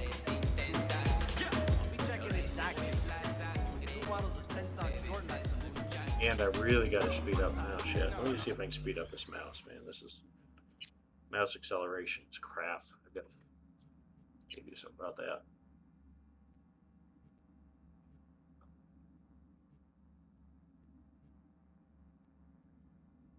Horizontal.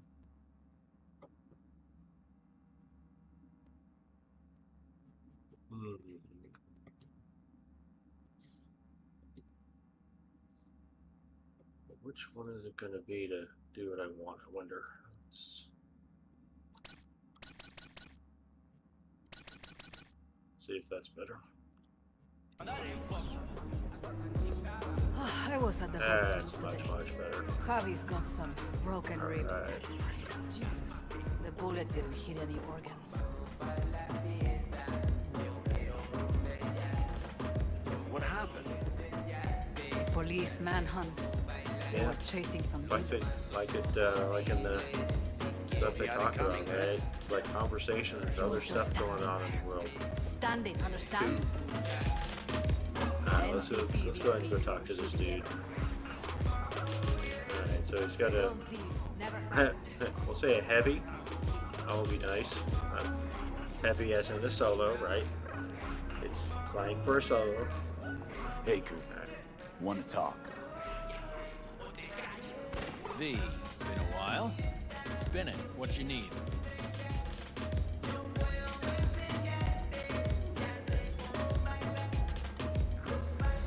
Pepe asked me to talk you up. What, he too shy to hand over the Eddies himself? Tell him I don't bite. Not yet.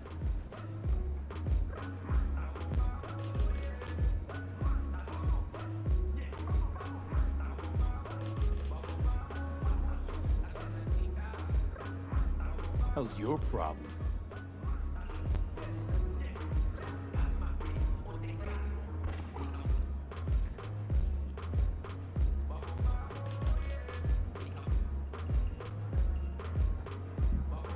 What's he owe you?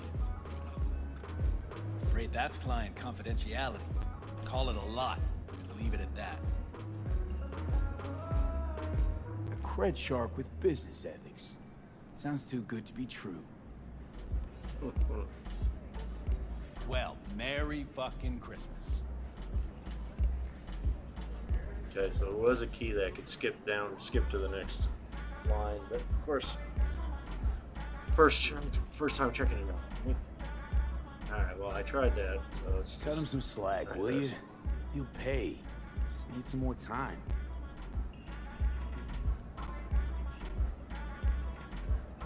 Do I look like a priest that runs a charity to you? You borrow Eddies, you gotta pay him back. With interest. It's common fucking knowledge. You suggesting I let a flaky cunt who can't keep a deal off the hook? No, you let him off because it's me asking. You know me. I'm a man of the biz. So I need to know what I get out of it. Alright, we're gonna have to do him a favor, so he'll do us a favor, right? So should we tell him we owe him one? Or should we, threaten him? And, yeah, we'll do this. We'll go out to Transactions go negotiation two first. ways, I get that. I'll owe you a favor.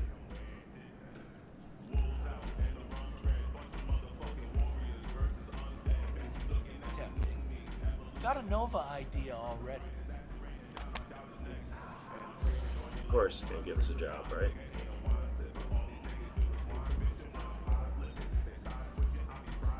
Mm-hmm. Cream ride there on the page. Only 4 of them in NC as of now.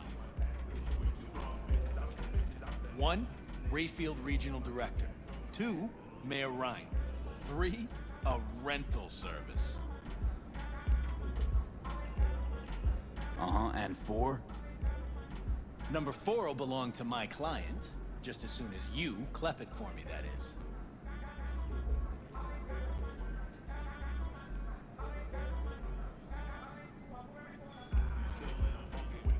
Yeah, no, we're I we do can do it. this, and Pepe's debt is squared. Of course. I'm a man of my word. You know that.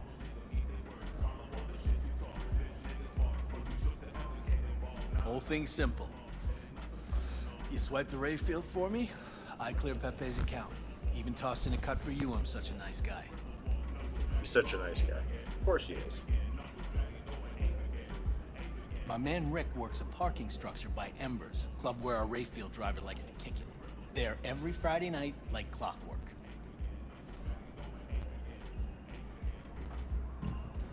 Soon as you appear, security cam shut down, gate swings up, the road is yours. Just gotta grab the Rayfield and roll out. Simple.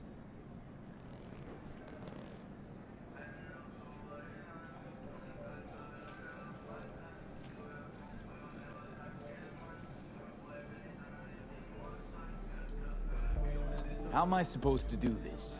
Expect me to slide under the chassis on a skateboard for a quick hot wire? Fast and easy? Kirk, wheels like this got security systems. Good ones.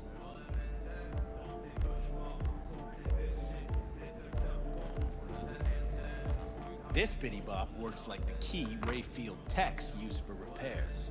Opens locks, bypasses identity authorization.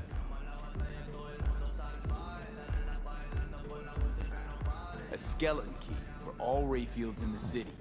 Come on, Kirk. Even you don't buy that. Seems a little too easy. Kabuki's tech wizards sell more magical shit than this under the counter. Have a little faith. So, we all agreed then.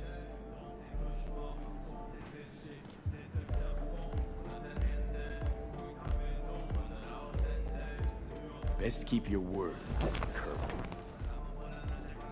Easy, V. Job's gonna pad your wallet too, you know? Head to Ember's in the Glen. Rick's in the garage. Be waiting for you. You two will hit it off. Alright, Luck come out there. on. Be in First touch. job. Okay, well, I'm gonna check out the club just a bit, and I think we're gonna call it for the moment until, because, you know, I gotta go get some food. See her after that And some again? calories. RL calories, I mean.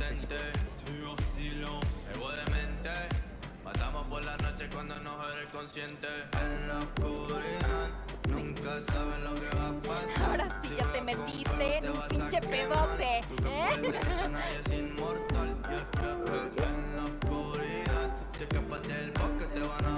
Alright. Well, that was a wild ass guess. It worked. Inventory, I. Alright, so.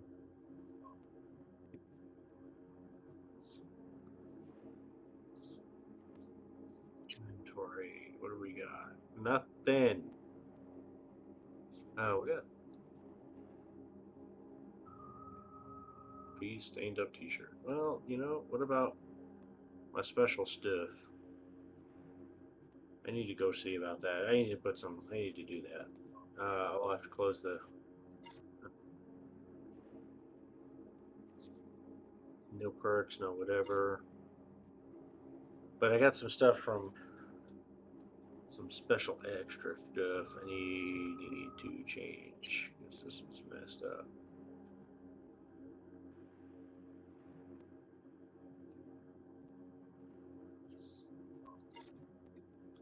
Definitely going to be getting into some crafting stuff later.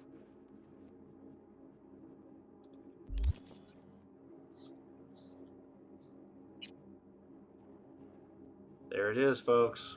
There is Night City. Holy crap, there it is.